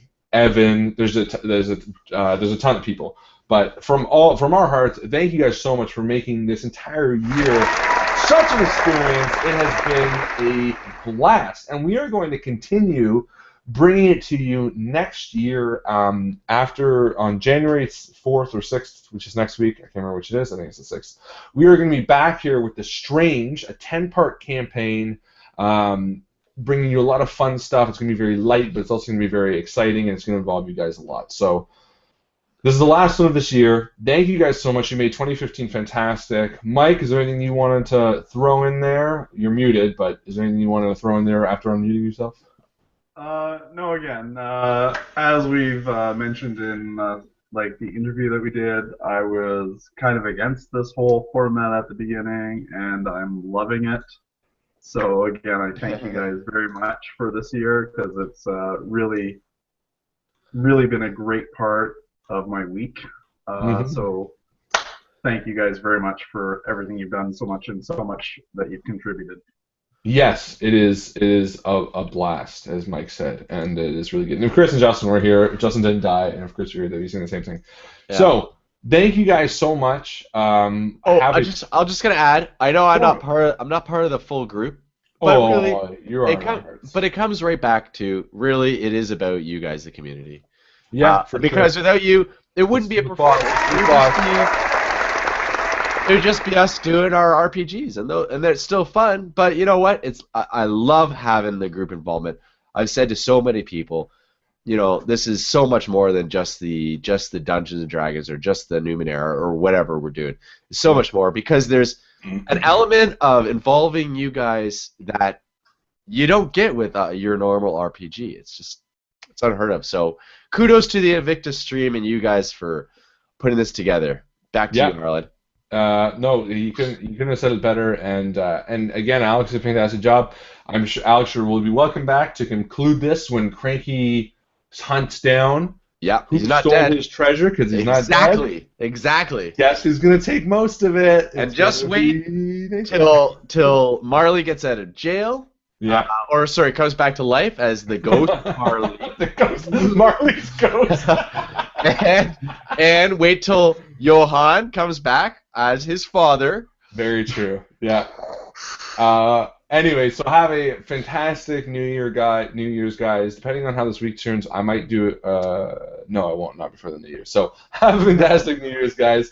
And yeah, thank you for being here. And as Chris always likes to say, I'll throw it to Mike. See you around the table. See you around the table, guys. Good night.